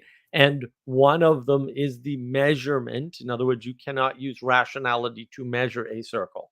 That is correct. It's correct mathematically, even. The mathematicians make much ado about nothing when they try to map things to math. It's like, yeah, it doesn't work, and we know it doesn't work. So stop trying to do it, right? You map some things to math, but you can't map everything to math, and you can't map the most important things. And there's other little strange things, like technically circles don't exist. And the proof for this is that in order to make, we'll call it a perfect circle, also a great band, in order to make a perfect circle,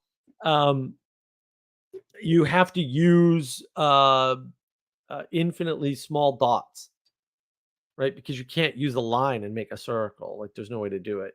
But dots from a geometric perspective don't exist, right? Because they're pointers. They're not actual framings. So therefore circles don't exist.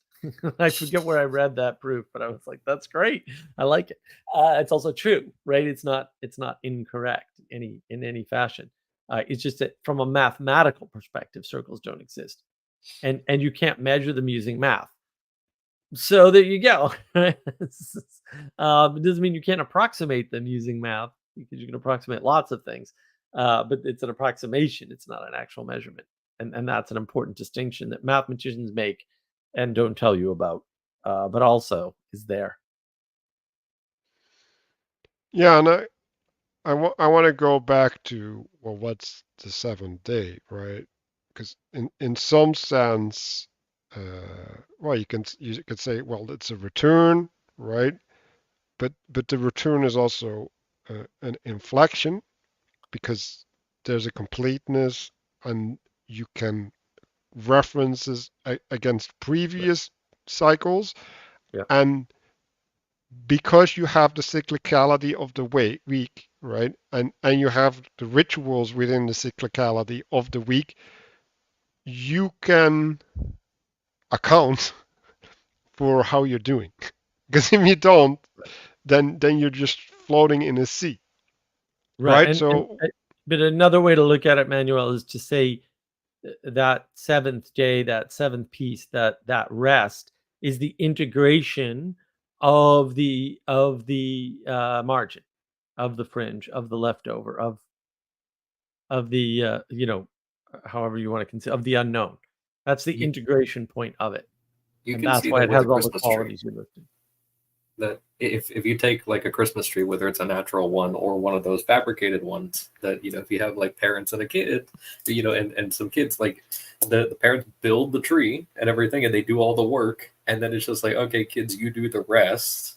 And then there's like a box of ornaments, and they're all just kind of ridiculous things. Like one's like a John Deere tractor, and the other one's like the dinosaur, whatever. But you go and you have all these things, and then they go and they do the rest. Meanwhile, while they're doing the rest of the work, the parents are resting because they did all the work. And it was established, right? Yeah. They established that which within could the kids do their thing. Mm-hmm. And it's conical too, and there's an establishment of the hierarchy as well within the family. Right. Yeah, I was thinking about you can buy two types of trees, right? Like one is with the roots intact, and one of them is cut off.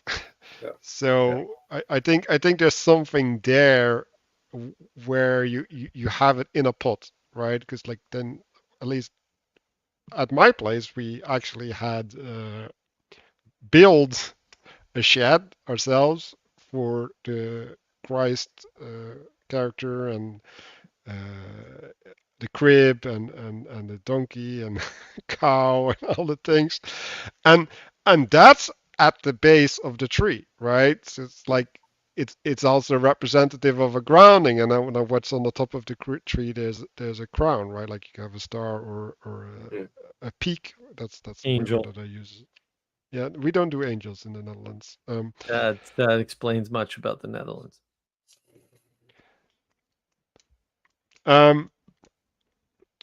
Yeah, we got something that reaches to heaven instead. And yeah, Protestants. well, if only.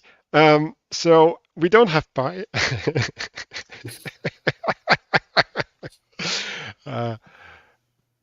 Where was it going? Oh well, but like that's right. Like there's a physical embodiment of hierarchy and of relationships, right? And there's even a participation with that, like you said, Castle, right? Because you set it up.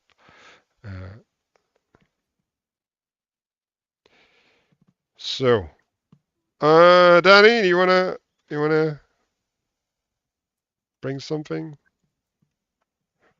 No, not really. Other than, again, the thing that caught my eye in this chapter I had already mentioned, which is kind of the subliminal aspects of things. Part of like lately I've been meditating on Peterson's famous life. Like if there are certain aspects of life that are not your experience is not what you want, drop the presumption that you already know things, which is very simple, but like it's very profound. And the only way to kind of, by slowing down and taking the time, like I've been like dopamine detoxing several days, doing those type of protocols here and there, last couple of weeks, and it's the kind of thing where it's the type of thoughts that emerge even from 1 day or 2 days of breaking your habit patterns are you just can't imagine what you can't imagine until you actually make a change and then move. So anyway, just been having that experience with the focus on being so when I think crooked, I think, oh well, that's what I call you when I catch you cheating in poker, is because you're not what I thought you were, right? But it's a subliminal aspect that makes it the crooked path, or that makes the obstacle stone. So Yeah, and I think when we're talking about the harp, right, and the background thing, well, if we're focused, we don't notice the harp, right? Like when we were talking about the woven thing, right? Like we trample it instead of that we're reverential of that which holds us up, right? Like that what the ground we walk upon.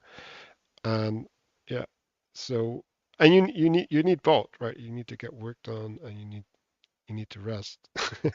And how to navigate these two is well that's a cycle that yeah I'm not a master of, I can tell you that. So yeah, let's see if I can have so we have a different cycle, which is the book club. And part of that cycle, as like the 6 days, is also the 6 days that we have in preparation for the next book club. And they participate somehow in the book club. So we have a direction where we report in the book club of the 6 days. Now we're trying to get from the book club back next to the coming 6 days. So like I want to have that relationship up front in the reflection, and we can all look up. The people watching can do that well. We'll discuss maybe some insight afterward.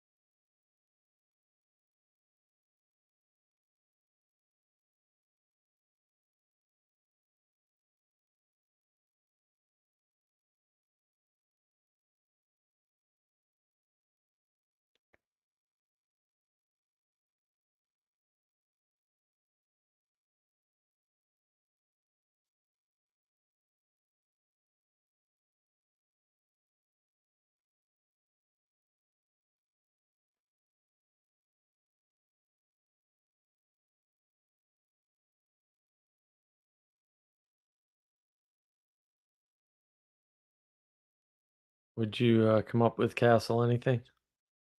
I mean, honestly, I really enjoyed the conversation. I guess I was just kind of thinking a little more about the trees with the roots in them and the trees that don't, and that if you want to have it indoors, it can't have the roots. So there is that kind of aspect of okay, sort of transplanting that.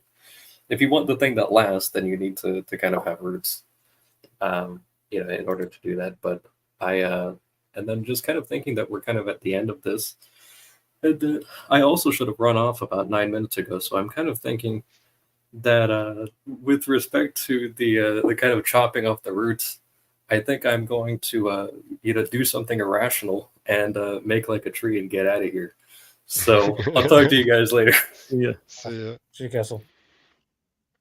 So yeah, the thing that came up for me is that like I'm gonna have to host my brother's wedding next week, so I won't be present. And it's like okay, so there's gonna be a grounding, right? Like the harp is like the woven tapestry upon which things are played, and so I'm trying to I'm going to try to discern that upon which things hang, right? Because you need the sense of safety, right? Like these things are taken care of, right? Like I can release my attention from this and turn towards the festivities, right? So I'm gonna try and look at that while also trying to embody a role of mentorship because like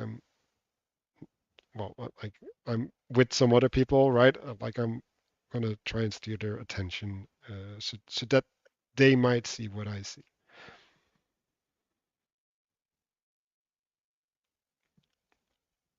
What you Daniel, got you for have us, Manny? Nothing profound other than my feelings of a hurry up and rest. You know, sometimes you have to get things done on time in order to, when you're tired, in order to be able to get the rest you know you need. But that's just that's just my feelings is all. Um,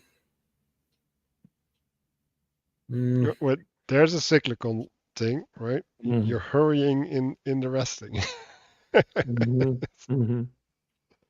Trying to make the rest efficient. It's just contrary to its purpose in some sense.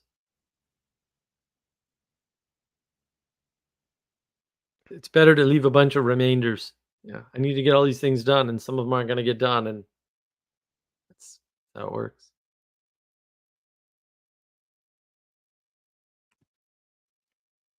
Yeah, like it's the same with surrendering, right? I guess rest is surrendering to inefficiency or something, right? But it's the loss of authority, and like what does that mean, right? Like you are involved in the surrender, right? But you can't do the surrendering. Like you can't do the resting because then it's not rest. Then it's just failed activity. Yeah. Like that's hard, like real hard. well, the same is true with sleep. You can't force yourself into sleep. Sleep is something that comes upon you if all of its prerequisites are met, so to speak. If you're prepared for it, then it can come down from above onto you, and so to speak. It's like putting a seed. It's like putting a seed in the soil. The soil needs to be, No, it helps to cultivate. It is optional in some sense, but it makes it more likely. Well, and that's where we go back to, like, we have the land, right? So like we can go to bed, right?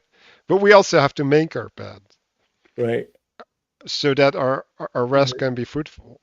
And like, what does that mean, right? Like those are two different states, and one is a relationship that is preparative towards the activity so that the activity can happen.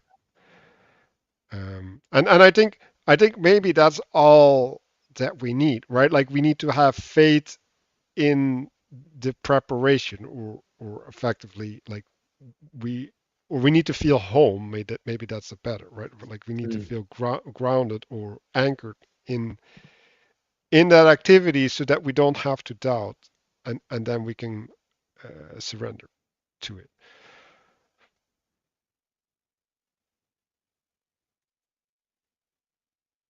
Okay, then I should have asked for comments from our spectators, but thanks for watching, and see you in 2 weeks or next week for the rest of us. So.